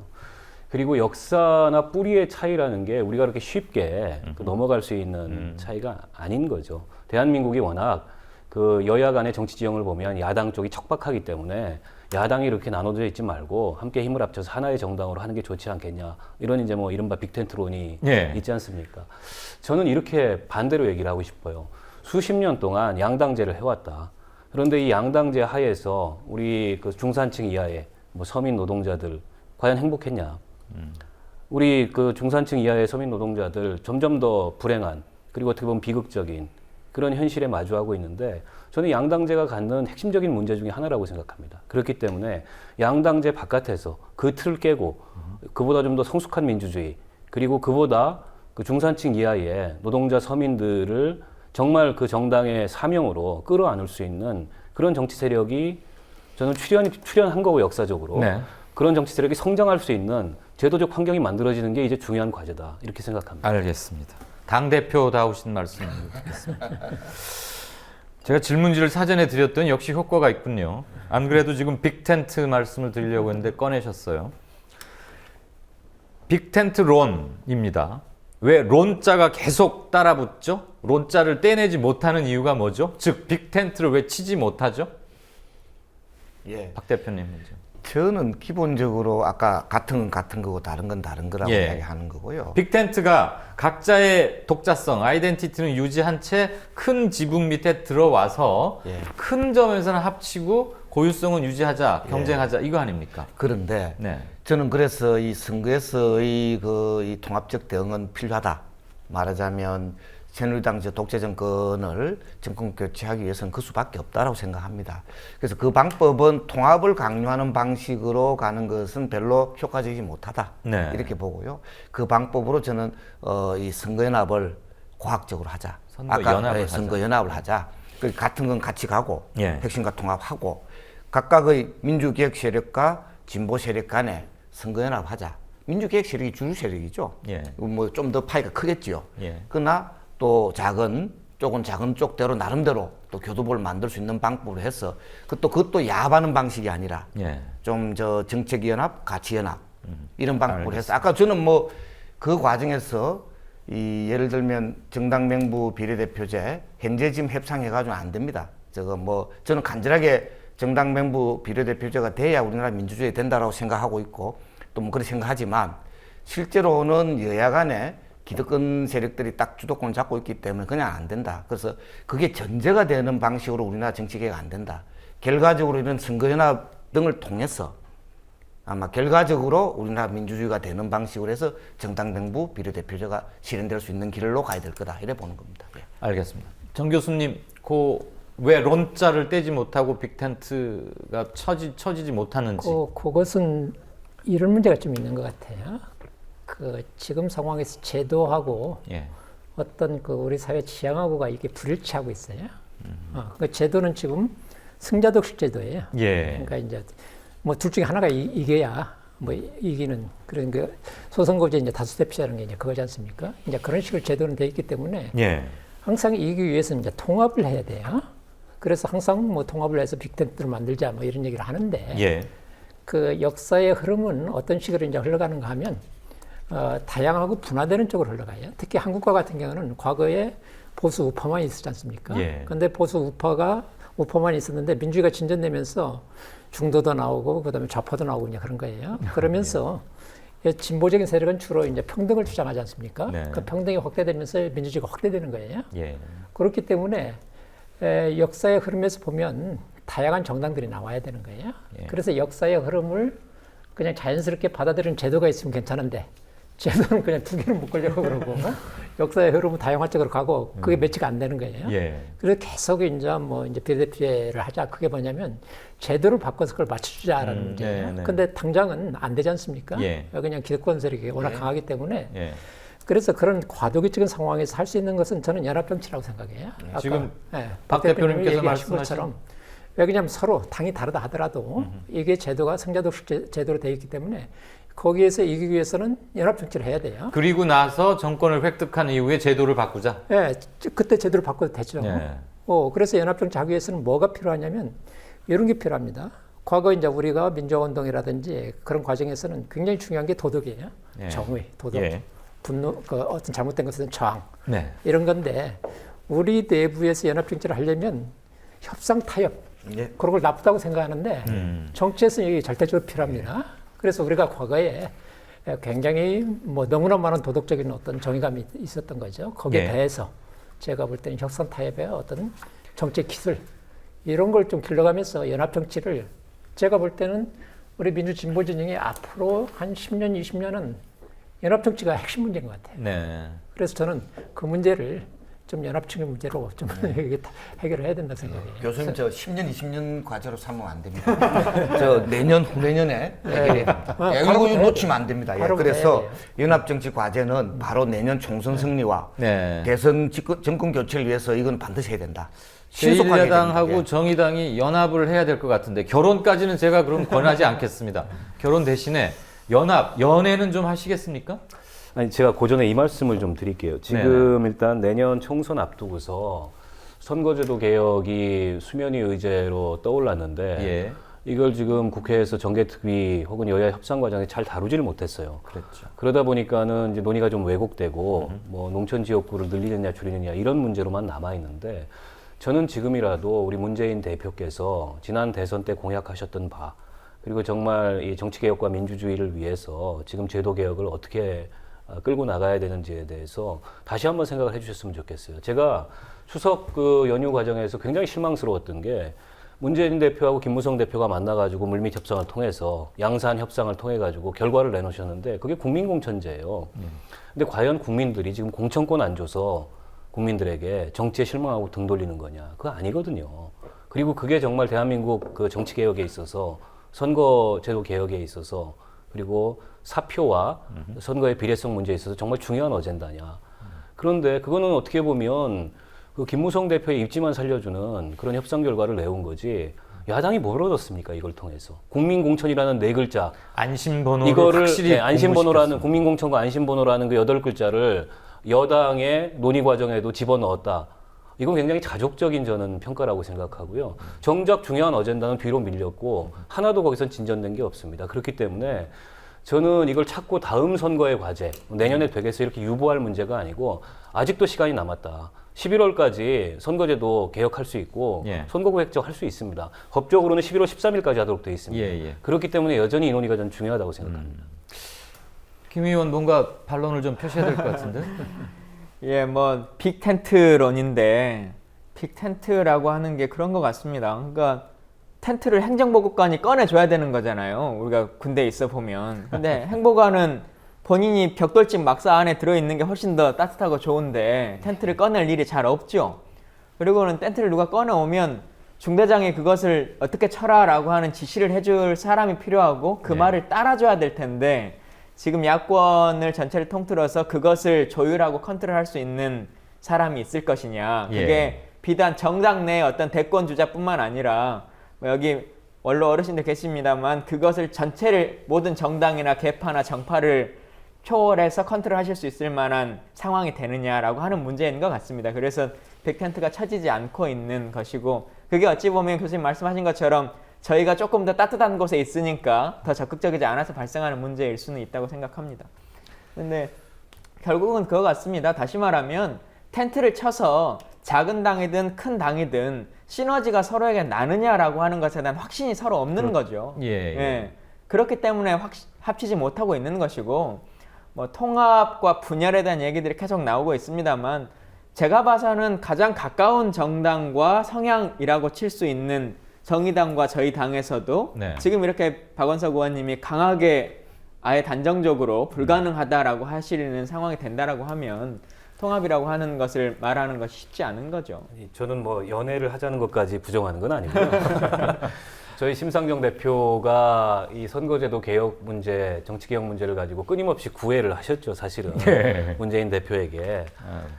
근데 이제 공식적으로 그 두 야당 대표 간의 이 문제를 둘러싼 진지한 그런 논의의 자리도 굉장히 부족했고, 네. 그리고 이건 야당끼리만 논의한다고 되는 문제가 그렇죠. 아니고 네. 선거제도 개혁 문제는 아무리 소수 정당이라고 하더라도 배제하고 다수당끼리 결정할 수 없는 문제입니다. 역사적으로 그렇게 결정해 본 적이 없어요. 그렇기 네. 때문에 3당 대표회담을 끊임없이 제안을 했는데 그 3당 대표회담에 대해서는 문재인 대표도 시큰둥하셨죠. 예. 그러고 나서 양산에서 김무성 대표를 알겠습니다. 만나서 한 협상의 결과가 그런 거여서 저는 너무 실망스러웠습니다. 제가 제 3자적 입장에서 귀를 쫑긋하고 들어봤더니 정의당이 말하자면 여자고 제1야당이 새정년이 남자라고 치면 여자가 처음에 남자한테 요청한 게 있었는데 그거에 좀 무성의했어요. 그러니까 여자가 많이 토라져 있어요. 그래서 구혼을 해봐야 지금은 딱지밖에 맞을 게 없고 다시 신뢰를 회복하기 위해서는 여자가 처음에 사귀일 때 전제 조건으로 내세웠던 것을 좀 많이 수행을 충실히 하셔야 될 것 같은데. 근데 여자가 그 한 분밖에 없을 때 그게 성립되는 것이고 네. 또 논의하고자 하는 대상자가 또 다른 사람이 있는 거 아니겠습니까? 여자가 또 아니, 말고 그러니까 누가 뭐 있죠? 야권에서 네. 뿐만 아니라 저희 당 대표는 또 여당 대표하고도 얘기를 나눠야 되는 것이고 예.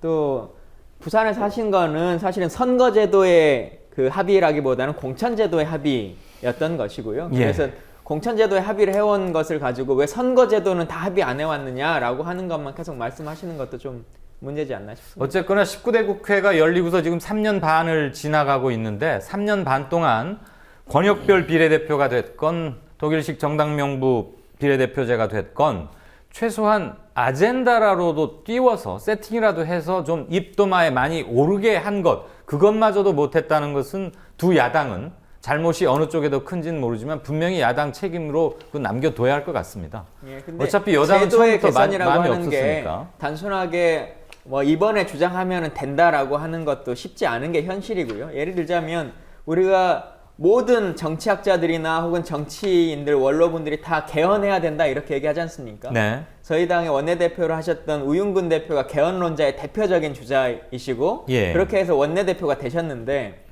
여야 합의문에 매달 대표 회담을 하면 개헌위원회를 특별위원회를 구성하는 것에 대해서 더 논의한다라는 것만 8번을 명기를 하셨어요. 제가 알고 있는 것으로만으로도. 그렇기 때문에 그럼에도 실행이 잘 되지 않는 것이죠. 그래서 단순하게 올해 말을 꺼냈는데 바로 왜 이것이 받아들여지지 않느냐라고 하는 것만으로 얘기하기는 쉽지 않다. 그게 아까 교수님 말씀하신 이 문화와 제도가 발전해 나가는데 한 10년, 20년이 걸릴 것 같다라고 하는 것과 동일하지는 않지만 일정 정도 비슷한 말씀을 드리고 싶습니다. 아니 근데 올해는 굉장히 중요한 차이가 있어요. 네. 예전에 없었던 그 하나가 이제 헌법재판소에서 3대1 인구 편차는 위헌이다. 2대1로 줄여라. 네. 이런 결정을 내린 거하고 선거관리위원회에서 200대 100으로 하고 정당명부식 비례대표제를 도입하자 이 예. 제안을 했어요. 그렇죠. 여태까지 권역별 선관위가 비례대표제를 도입하라고. 예, 권역별 정당명부 비례대표제입니다. 그게 독일식으로 도입하자고 선관위가 제안을 했어요. 그렇기 때문에 선관위가 한 번도 그런 제안을 한 적이 없거든요. 그랬죠. 꽤 그러니까 중대한 진보된- 제도권 내에 진전이 있었던 겁니다. 예.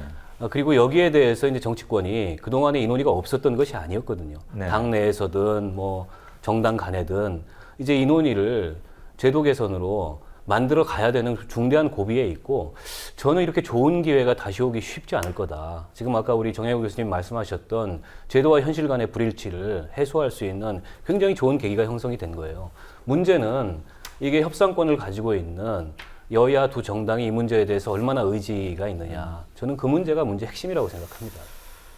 그러니까 지나간 3년 반 19대 국회의 임기가 더 금쪽 같고 아깝고 그런 느낌이 좀 듭니다. 어쨌거나 시험 앞두고 막 바쁘게 움직이는 벼락치기 학생 이렇게 성적 좋은 거 잘 못 봤어요. 그렇습니다. 예. 자, 그거하고 조금 이제 권역별 비례대표제하고도 조금 맥이 닿을 수 있는 얘기인데 우리 정치 고질적인 문제 중에 하나가 지역 감정에 의한 묻지마 몰표입니다. 네. 물론 그 정치적 한과 정서와 해원 의식 같은 건 이해는 합니다만 한국 정치의 선진화를 가로막는 중대한 발목 잡기 중에 하나라고 보는데 이것을 제도적으로 뭐 타파라는 말은 너무 강하다 하더라도 최소한 보완하는 방법이 권역별 비례대표제 말고 또 뭐가 있을까요? 소선거구제 없애는 것 말고 우리가 지금 논의를 해서 취할 수 있는 제도 변화가 있다면 어느 분께서 답해 주시겠습니까? 그 두 가지가 중요하죠. 네. 일단 권역별 비례대표제 도입을 통해서 권역별 정당 명부 비례대표제 도입을 통해서 그렇죠. 영원함의 교차 당선이 가능합니다. 네. 근데 이제 새누리당이 이 문제에 대해서 소극적인 이유는 예. 이게 주판화를 놓아보니까 시뮬레이션 했더니 확 줄어든다는 거예요. 놓아보니까는 영남에서 그 민주당이 얻어가는 거에 비해서 예. 자기들이 호남에서 먹을 게 없다. 이거거든요. 그래서 과반을 못 지킨다. 예. 그러니까 철저히 당리당략적인 판단에 의해서 그러니까 이 문제에 대한 옳고 그름은 새누리당은 논의 안 하려고 그럽니다. 예. 논의하면 할수록 보수적인 그 정치학자들조차도 이건 그렇게 바뀌어야 된다고 얘기하거든요. 예. 그러나 이제 철저하게 당리당략에 근거해서 이 논의를 아예 그냥 봉쇄하고 있는 거죠. 근데 말이 끝까지 개울가로 안 오겠다고 버티면 그걸 어떻게 끌고 올 겁니까? 아니 그런데 비토권은 여당만 있는 게 아닙니다. 야당도 비토권이 제1야당이 있는 겁니다. 때문에 이 정치개혁 문제에 있어서 뭘 교환할 건가 아하. 이 문제에 대해서 저는 지금 시점에서 정말 중요한 판단을 해야 될 시점에 와 있다. 저는 그렇게 생각을 합니다. 근데 지난번에 제가 양산합의에 실망스러운 거는 주기만 하고 얻은 게 없어요. 오픈 프라이머리 줄 수 있죠. 저희는 그걸 제도화하는 거는 반대하지만 네. 경우에 따라 줄 수도 있다고 생각합니다. 그러면 이 지역적으로 오픈 프라이머리 하는 권역별 정당 명부 비례대표제 정도를 받아야 이게 명분이 있는 거거든요. 네, 네, 네. 근데 그 논의는 진전이 없는데 이게 저쪽에서 요구한 뭐 그것도 온전히 된 건 아닙니다만 그것만 내준다는 것은 어떻게 보면 협상의 균형이 저는 안 맞는 거라고 생각을 하고요. 예. 지금 말씀하셨듯이 지역주의 해소를 위한 그 선거제도 개혁도 비례성이나 사표 방지 못지않게 굉장히 중요한 과제입니다. 네. 하지만 저는 그게 최우선의 과제냐 그렇게는 생각하지 않습니다. 그렇기 때문에 이 독일식 정당 명부 비례대표제 사표를 없애고 비례성을 높이는 이게 우선되고 동시에 이 그 지역주의를 완화할 수 있는 그 대안으로서 권역별 그 독일식 정당 명부 비례대표제를 가자라는 것에 저희는 동의를 하는 거고요. 의석수 못 늘리면은 현재 의석수 가지고라도 하자는 게 저희 대안입니다. 알겠습니다. 완급의 문제에서는 차라리 권역별 비례대표나 그걸 더 앞에 두시겠다 이 말씀이겠고요. 다른 의견 계십니까? 저는 사실은요, 이 문제는 현실화하려면 의석수 늘리는 수밖에 없을 거다라고 저는 생각합니다. 정수 증가. 예, 정수 근데 늘려야 지금 된다. 이미 그건 안 되게 되어 가고 뭐 있어요. 그거는 이제 아마 뭐 청와대에서 안 된다고 지금 세게 받고 있으니까 안 되는 거고요. 이미 2당이 합의를 해버렸기 물론요. 때문에. 예, 그렇지만 역시 제대로 문제 푸는 방법은 뭐 국회의원 세비 총액제, 예. 세비 총액제를 해서라도 예. 국민 부담 안 늘어나는 겁니다.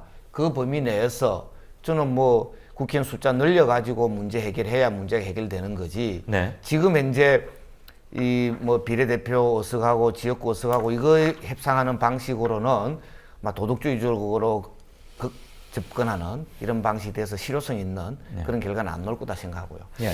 저는 사실은 그래서 조금 더 나가면요. 예. 그 우리 정치의 그 이 표의 등가성, 비례성 이걸 확보하는 거 굉장히 중요한 민주주의 원칙이라 보지만 그리고 굉장히 중요한 과제죠. 그리고 그러나 또 지역주의를 또 극복하는 거 굉장히 중요하다고 생각합니다. 그럼 제도를 안 바꿔진다 저는 생각합니다. 네. 역시 돌파해야 된다. 돌파. 예, 돌파. 아까는 돌파는 불을 방법은- 질러야 했고 이번에는 뚫고 돌파 나가라. 방법은 최근에 굉장히 잘 나왔다 생각을 합니다. 예를 들면 저는 뭐 문재인 대표 부산 가겠다고 한 거 잘했다 생각하고요. 안철수 대표도 부산 가야 된다 생각합니다. 예, 그거 뭐 그래서 최근에는 보니까 뭐 이 인터넷 다음인가요? 안철수 대표 의원 뭐 부산 가게 하는 청원 운동도 벌어지고 있는 상황인데요. 갈 것 같습니까? 모르겠어요. 그 가게 본인 의외로 고집이 세고 고집이 안 가겠다고 세지만 그러는데요. 저 정치는 생물이기 지역 구민하고 굳게 언약한 게 있대요. 근데요. 안 갈 것 같아요. 정치는 생물이기 때문에 또 다른 거다 이렇게 보는 거고요. 그 다음에 또 하나요.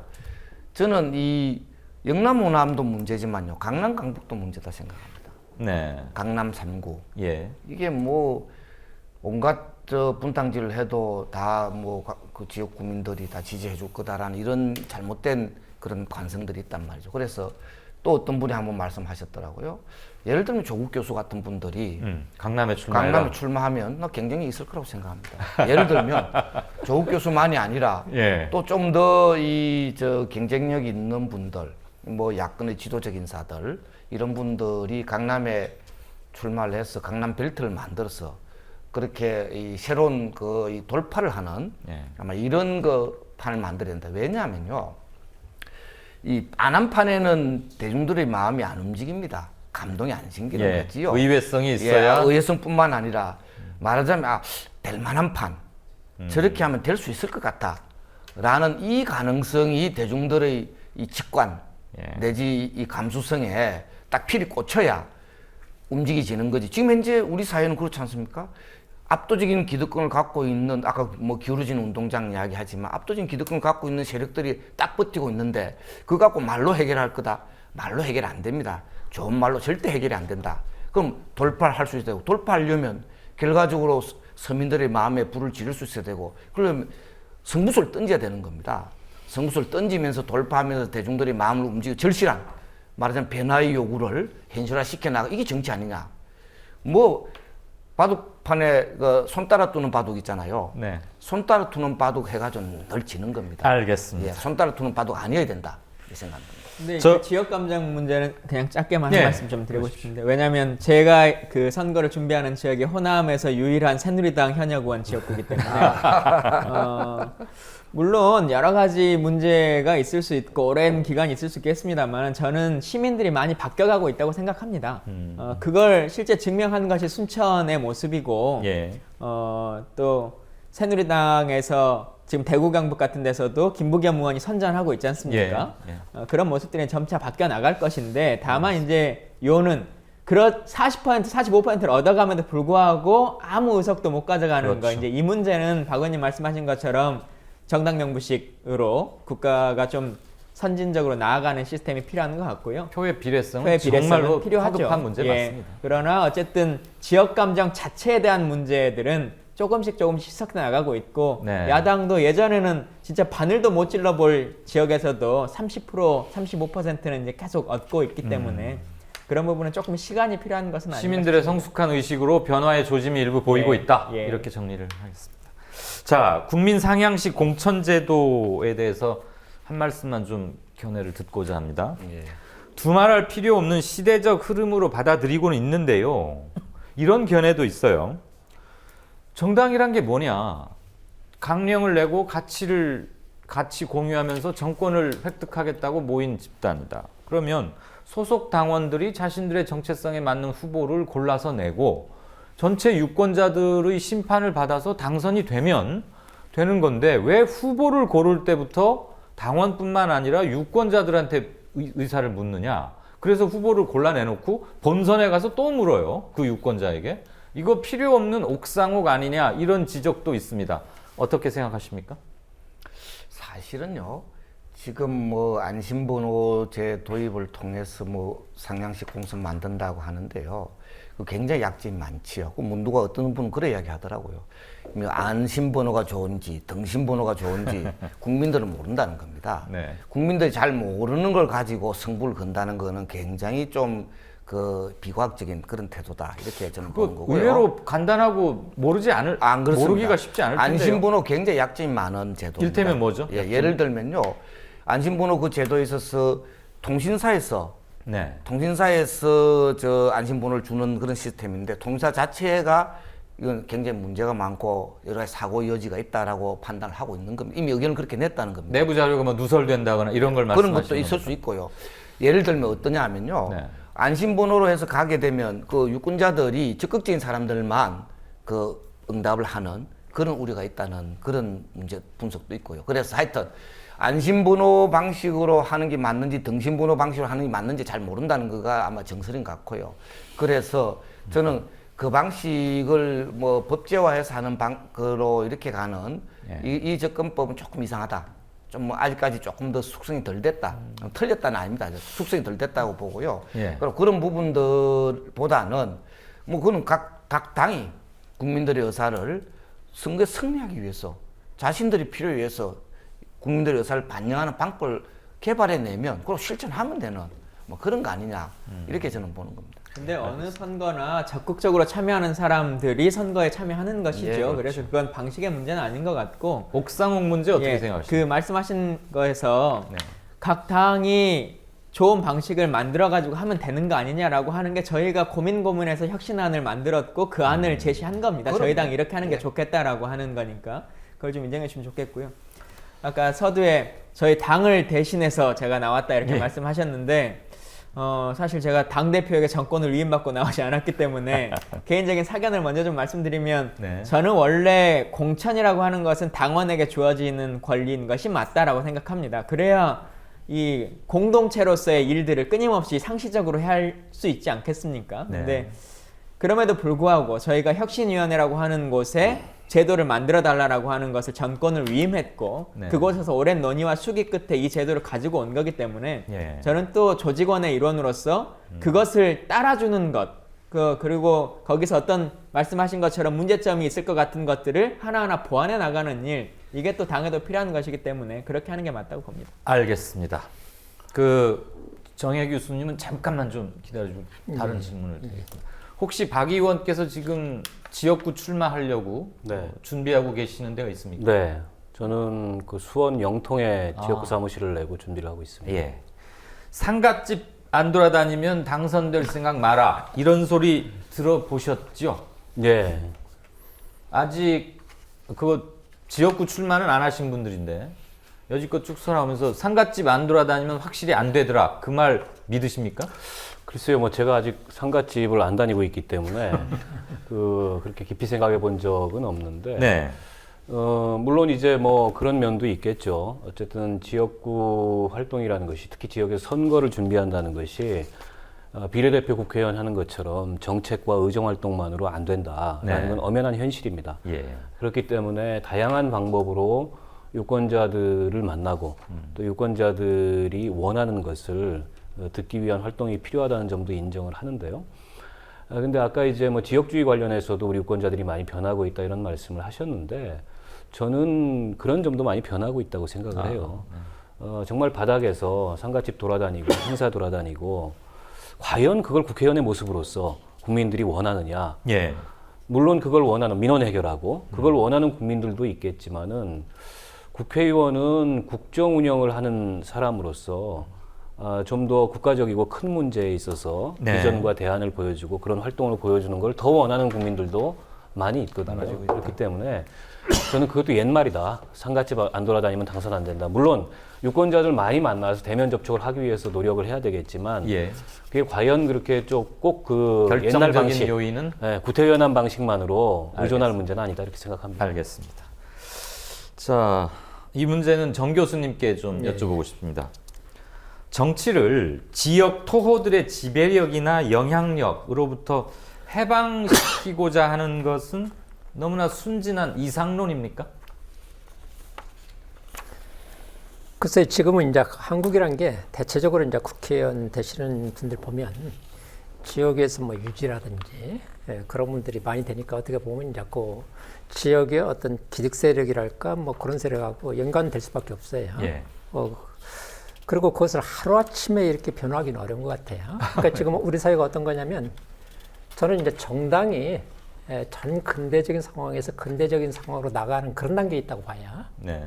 그러니까 그 모든 사람들이 뭐 토나 그런 데서 벗어나 가지고 자신의 정치적 의식 가지고 당원으로 들어와서 네. 정당이 만들어져 그런 것이 아니고 대체적으로 이제 진보 정당은 좀 다르겠지만 여당이나 그 새누리당이나 새정치민주연합은 이게 동원당원이란 말이에요. 예. 뭐 이렇게 인적인 관계를 통해서 그렇죠. 당비 대납당원이고 입당 원서 동원당원이고. 받아가지고 이렇게 했기 때문에 자발적인 당원이 아니에요. 예. 그래서 전 근대적인 어떤 상황에 있는 상황에서 이런 것들 쉽게 이제 저기 하지는 않는 것 같아요. 근데 제가 볼 때 이제 최근에 와서 많이 바뀌는 것 같아요. 예. 근대적인 어떤 그런 과정으로. 그런 과정에서 굉장히 중요한 게 지역 정당 문제를 좀 탈피해야 돼요. 그게 어떻게 보면 인맥 관계라든지 그런 것이 연고주의가 많이 작용하는 거지 않습니까? 예. 근데 지금 변화하고 있는 게 젊은 층들은 그 지역 감정이라든지 연구주의에 관심 없어요. 그렇죠. 그래서 이제 그 젊은 친구들은 상당히 그런 데 벗어나 있는데 문제는 뭐냐면 젊은 친구들이 이게 당원에 가입 안 한다는 거예요. 그리고 전 세계적으로 당원이 줄고 있어요. 네. 그러니까 영국 노동당도 한 300만, 30만이 줄고 있어요. 그 얘기는 네. 뭐냐면 그것은 그 어떤 당원들의 문제가 아니고 그 시민들의 문제가 아니고 자꾸 시민들이 이제 똑똑해져요. 똑똑해지면 당에서 이렇게 구속된 것보다는 이렇게 개인이 판단하고 싶어요. 네. 우리가 이제 뭐 인지적 뭐 유권자 이런 얘기를 하고 그러는데 그렇기 때문에 굉장히 중요한 문제는 당원과 지지자를 잘 결합시키는 모델. 예. 예, 그런 문제를 좀 만들어가고 그런 모델을 통해서 정치에 참여함으로써 네. 사람들의 의식을 이제 바꿔나가는 정당이 이제 그걸 해야 되는 거예요. 예. 그런데 이제 산같이 돌아다니고 그러면 그런 거 못하는 거죠. 그렇죠. 후진적이고 본건적이죠. 예, 그래서 우리 정치를 그런 식으로 바꿔나가야 돼요. 알겠습니다. 역시 문화와 점진적인 변화를 일관되게 강조하고 계시는 거고요. 네.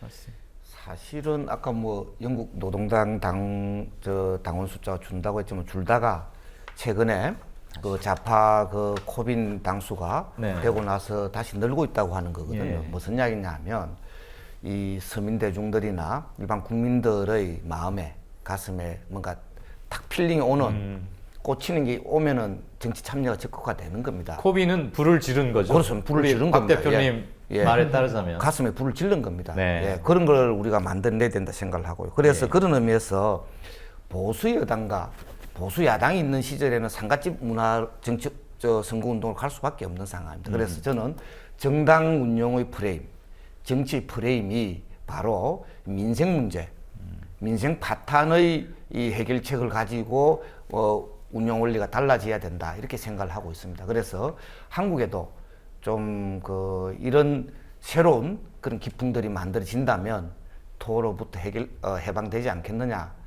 토로부터 같은 방법으로 해봐야 조금 더 쇼를 잘하는 수밖에 없는데 쇼를 잘할 때도 있고 못할 때도 있는 겁니다. 어떨 때는 되고 어떨 때는 안 되는 겁니다. 그래가지고 승부가 안 나는 거다. 그래서 좀 과감하게 돌파는 막 그런 방법들이 이런저런 방법으로 시도될 필요가 있다 이렇게 생각합니다. 알겠습니다. 김광진 의원께 질문 드리죠. 예. 기본적으로 혁신이라는 건 고통스럽습니다. 가죽을 벗겨서 새롭게 하는 거니까요. 그런데 혁신하지 않으면 결국은 도태당한다. 이것도 누구나 다 알고 동의하는 바 맞죠? 그런데도 지금 새정치연합 안에서는 혁신안에 따른 반발이나 진통이 계속되고 있거든요. 그러면 반발하거나 뭐 뛰쳐나가려고 하는 분들은 도태당할 각오를 하고 그렇게 하는 겁니까? 근데 민주정당에서 가급적이면 그 결론이 내리기 전까지는 치열한 논쟁이 있어야 되고 그리고 예. 나서 결정이 지어지면 최대한 그 뜻을 따르는 것이 공동체이고 집단이겠죠. 그러나 민주주의라고 하는 것이 어쨌든 결론이 났다고 해서 무조건 다 따라하면 그게 꼭 민주주의겠습니까? 저는 그래서 이런저런 말들이 나오는 것은 뭐 크게 문제 삼을 만한 것은 아니다. 근데 사실은 그게 정당 내에서 저희 당의 의원으로만 봐도 130명 정도의 의원 중에서 네. 몇 명의 목소리인데 그것이 거의 저희 당이 반의 목소리인 것처럼 이렇게 부풀려져 있는 것, 이것은 좀 잘못된 거라고 생각하고요. 의원들이 실제 안에서 느끼기에도 그것이 개별 의원의 저분은 좀 특수한 그 상황에서의 그냥 발언일 뿐이지 네. 저게 어떤 큰 축에 저희 당에 어떤 문제가 발생시킬 만한 것까지는 아니다라고 생각을 하고 있고. 그러니까 어떤 반발은 당을 흔들려고 하는 저희가 좀 엿보이는 게 있고 예. 또 어떤 경우는 그런 것까지는 가지 않고 다만 자기 처지가 너무 절박하니까 그런 것이다. 예, 그러기도 하고 예를 들면 저 같은 경우도 지금도 계속 어디에 말하면 국회의원 정수 늘리자고 주장하고 예. 뭐 혹은 국민 안심제 이런 것들에 대한 선거 수도 뭐 300명 이걸로 해가지고 후보를 뽑는다는 게 너무 적지 않느냐, 뭐 돈을 좀 들더라도 또 인원을 늘려야 된다 이런 주장을 펴기도 하고 하는 거 아니겠습니까? 그래서 네. 그런 다양한 목소리 나는 것 자체를 문제 삼을 수는 없다라고 하는 생각은 같습니다. 알겠습니다. 이 질문은 전체 분들께 다 드리겠습니다. 김무 의원부터 예. 먼저 발언해 주시죠.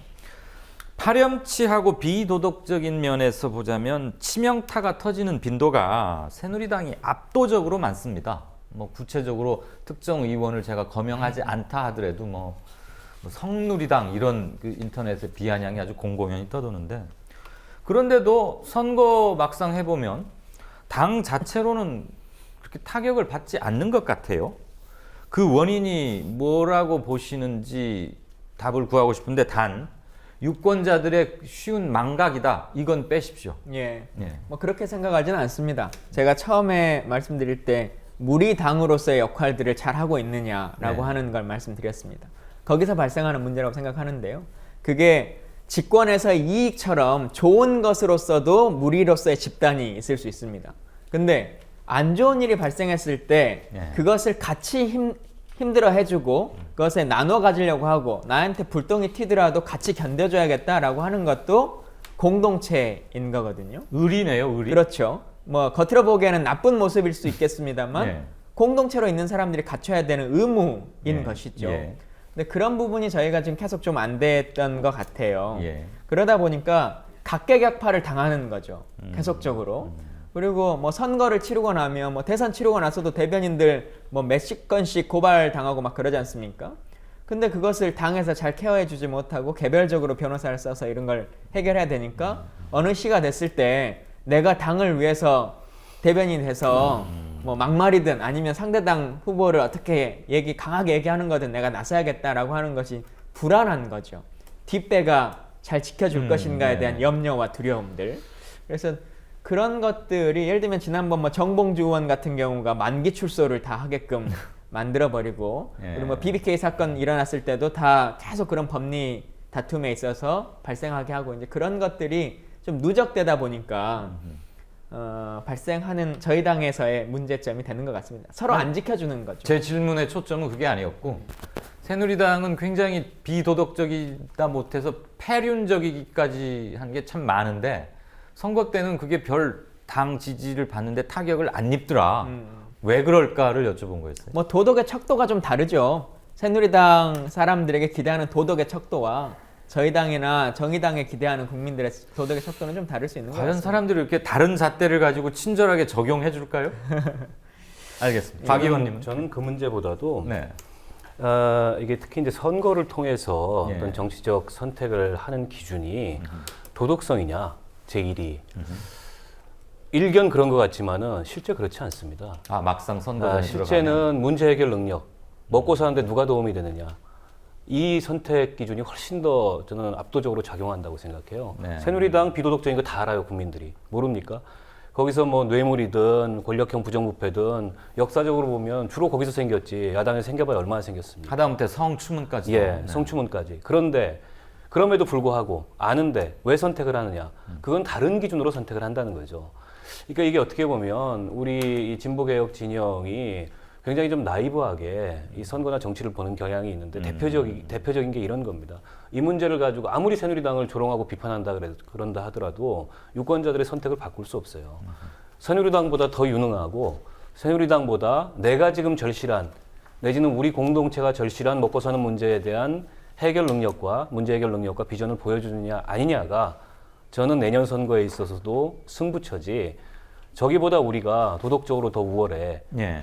사실은 국민들은요 객긴 도끼니라고 봅니다. 싸잡아서 예. 그 정치권에 대해서 그런 스캔들로 인해서 이 생겨난 부정적 인상을 새누리당, 새정치민주연합 이렇게 구분해서 적용하지 않아요. 예. 이 국회의원 놈들, 이 그렇죠. 정치하는 놈들 정치판, 이렇게 적용한다는 이렇게 말하죠. 거죠. 예. 하지만 선택할 때는 누가 더 유능한가, 실질적인 누가 더 것을 나한테 택한다. 도움이 되는가 이런 선택을 한다는 그럼 거죠. 왜 변화와 개혁 진영 또는 뭐 범야권의 후보들은 유권자들에게 문제 해결 능력에 대한 믿음을 주지 못하고 있죠? 저는 지금 그게 야당이 안고 있는 가장 큰 문제점이라고 생각합니다. 제가 모두에 말씀드렸지만 지난 7년 동안 정권에 대해서 비판, 뭐 비난, 뭐 심지어는 조롱, 뭐 할 만큼 했습니다.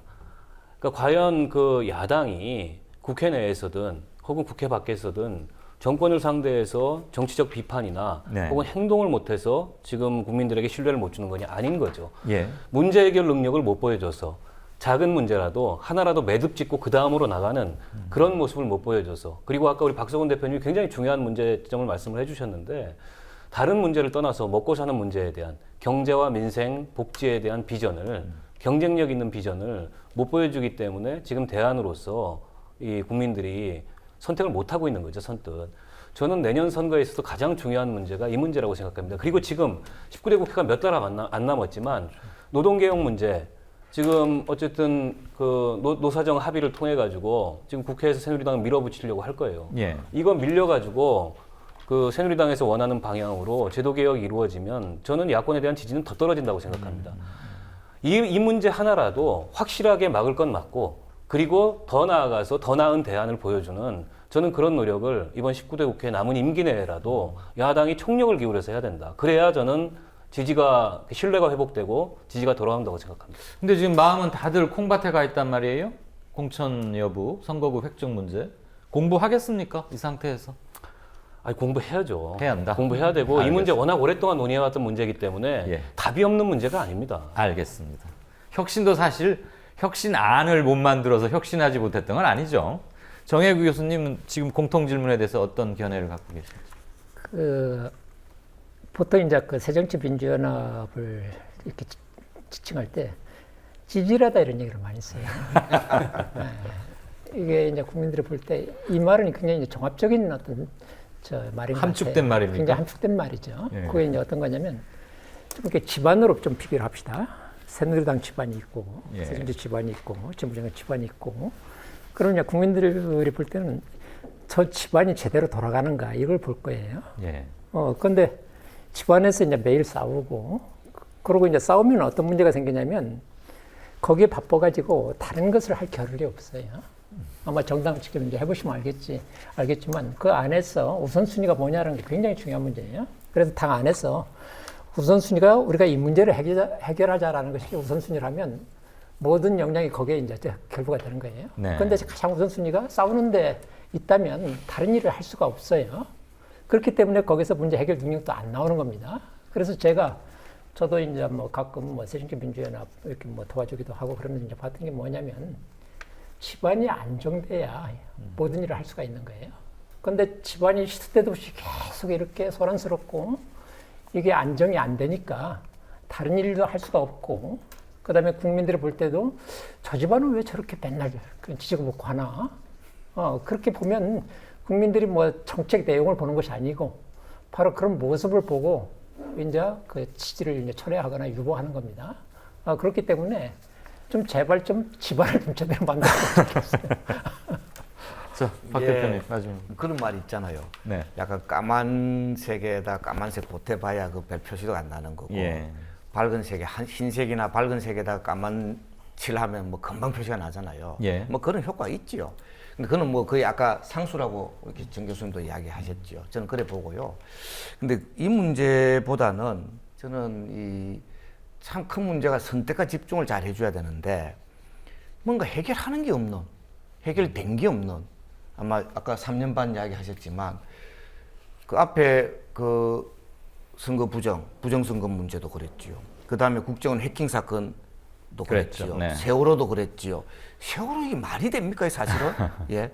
세월호도 그랬죠. 메르스도 지금 그냥 지나가고 그냥 마는 겁니다. 그렇지만 그 터널을 지나면서 치른 선거마다 다 이겼지 않습니까? 그랬긴 해. 저 이야기는 네. 좀 집요하게 선택과 집중을 해서 하다못해 장렬한 전사라도 해야 되는데 저는 힘이 의수수가 모자라 가지고 관철 못 시킬 수 있다고 생각합니다. 예. 근데 지금 제1야당 국회의원들은 그 이야기 하거든요. 저쪽이 다수인데 어떡하냐 이런 이야기 한단 말이죠. 국민도 그 변명이라고 생각합니다.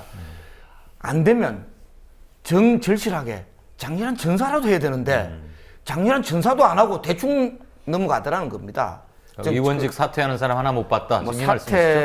사퇴쇼 방식보다는 예. 그보다는 하여튼 장렬한 전사라도 국민들이 진정성을 느낄 수 있는 정도로 이 문제 해결하기 위해서 죽기 살기로 싸우면 저는 덤비들면 사실은 또 일정 정도는 해결하거든요. 예. 근데 그런 진정성이나 절실함이 일반 국민들이 바라는 눈높이에 전혀 못 가고 있다. 예. 입으로는 하는데 예. 몸으로는 안 하고 있더라. 결국 실천과 예. 불을 지르는 것은 실천으로부터 가능하다. 그렇습니다. 예.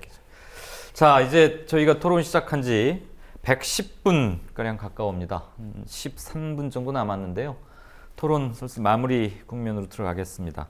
제가 두 가지 공통 질문을 드렸습니다. 12, 3분 정도밖에 남지 않았으니까 아주 압축적으로 부탁드리는데 우선 마무리 질문의 첫 번째입니다.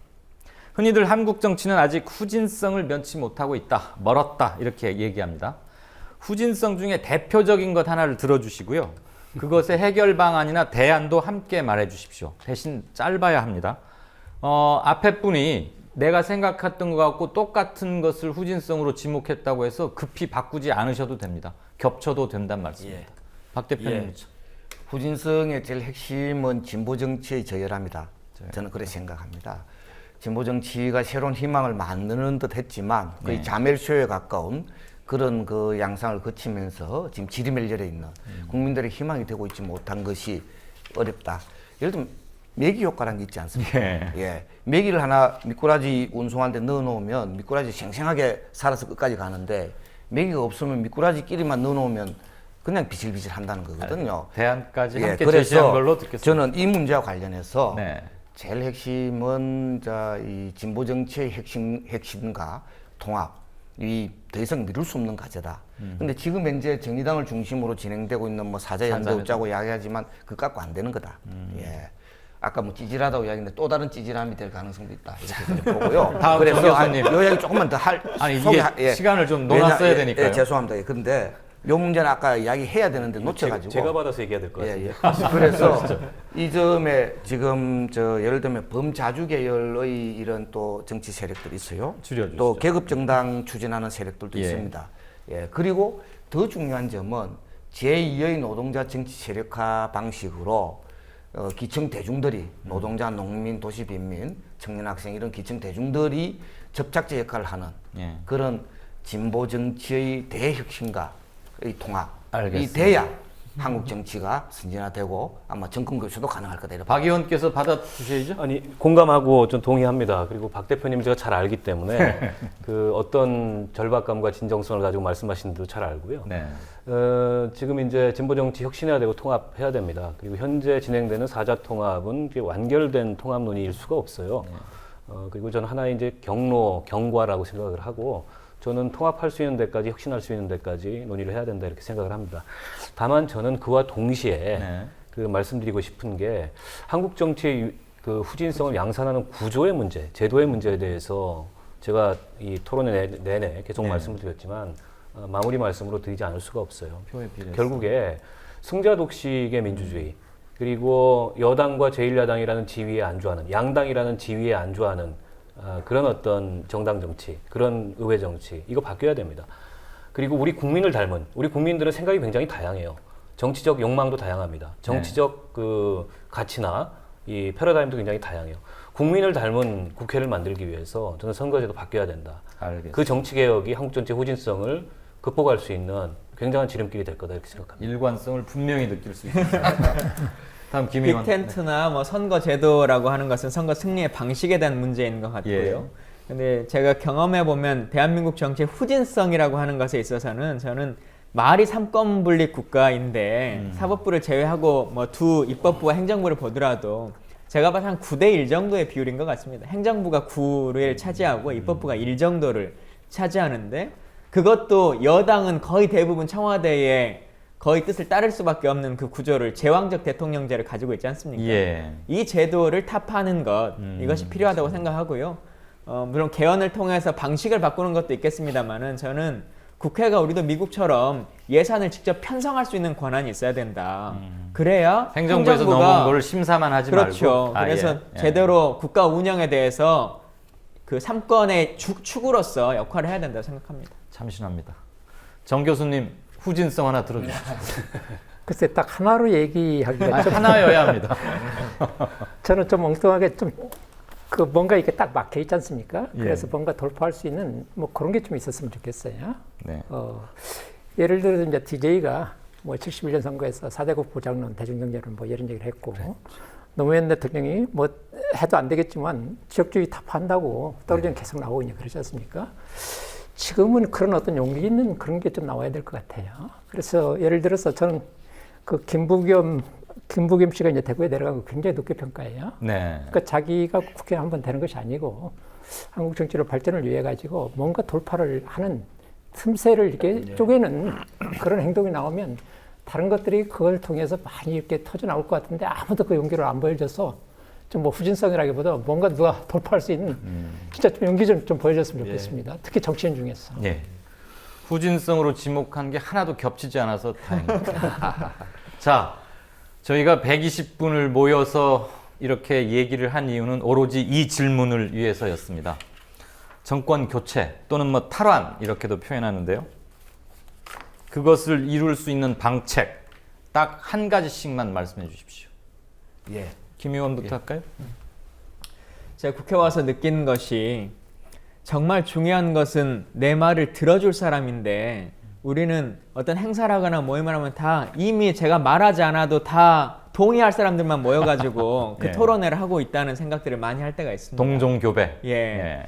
근데 우리가 기울어진 운동장에 대한 얘기를 했고 그 상수라고 얘기를 했지만 그럼에도 불구하고 안 되면 골대 사이즈라도 바꾸고 노력을 해야 되는 거 아니겠습니까? 네. 그래서 정치 공학적인 여러 가지 측면에 있어서의 정권 교체 방식도 있겠습니다만 국민 TV 같은 공간이 최소한 하나의 종편 정도의 수준으로 커진다면 그것이 또 새로운 정권 교체 하나의 방향이라고 생각합니다. 알겠습니다. 박 의원님요? 저는 의회 권력 교체 없이 정권 교체 없다고 생각합니다. 아까 제 오프닝 처음에 그네요. 내년 총선 이겨야 됩니다. 네. 내년 총선 지면 정권 교체 저는 어렵다고 봅니다. 그렇기 때문에 내년 총선 이기기 위한 방책과 전략이 있어야 되고요. 두 가지입니다. 하나는 정말 이 수도권 아까 우리 박서군 대표님 말씀하셨는데 수도권 30, 40대의 가슴에 불을 지를 수 있는 그런 총선 의제와 전략이 있어야 된다. 그리고 하나는 지혜롭게 야권이 총선에서 이기기 위한 지혜롭고 감동이 있는 그런 선거 연합 야권 연대 해야 된다. 이렇게 두 가지 말씀드리고 싶습니다. 야권 연대. 네. 정 교수님요? 예, 제가 아까 그런 얘기를 했습니다. 국민들이 지지해줄 준비도 돼 있다. 예. 그 다음에 2017년에 대선 후보도 우리가 그 잠재적인 어떤 능력 가진 사람이 많다 그런 얘기를 했어요. 그런데 지금 문제는 뭐냐면 당인 것 같아요. 네.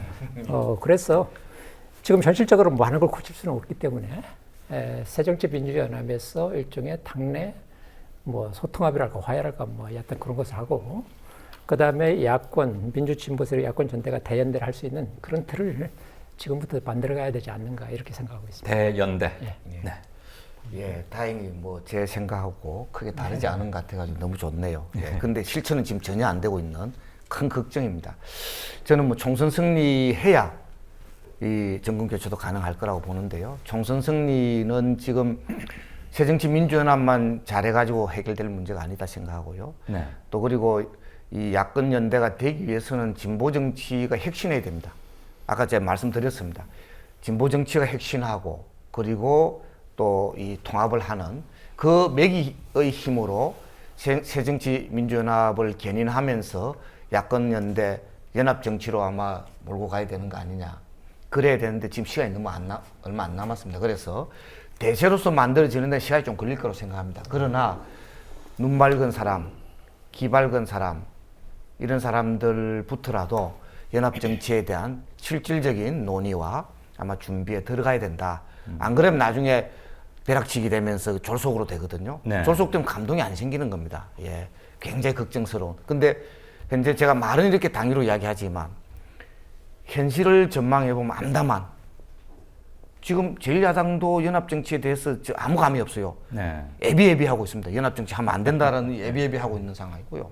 그다음 진보정치 세력 쪽에서는 아직 행편무인지경 수준이라는 겁니다.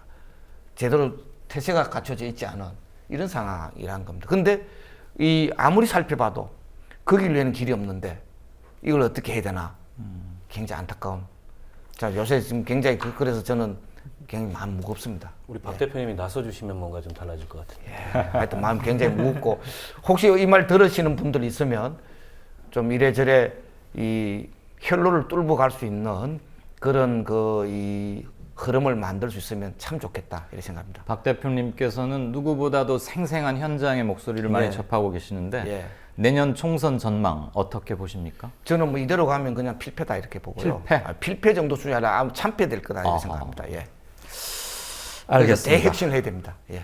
선거연합 해야 되고요. 예. 정책 정권 탈환 이 방책으로 주신 것들이 대연대 또는 연합하라라는 거고 혁신해야 됩니다. 그 전에. 감동과 그 감동을 바탕으로 돌파하자 예. 이렇게 아마 묶어낼 수 있지 않을까 싶습니다. 결국 여러분들이 주신 많은 말씀들이 다 한 곳에 꿰어질 수 있는 것은 우리가 공유하고 있는 가치와 지향하는 목표가 같다는 그런 연대의식 위에서가 아닐까 싶고요. 긴 시간 말씀 잘 들었습니다.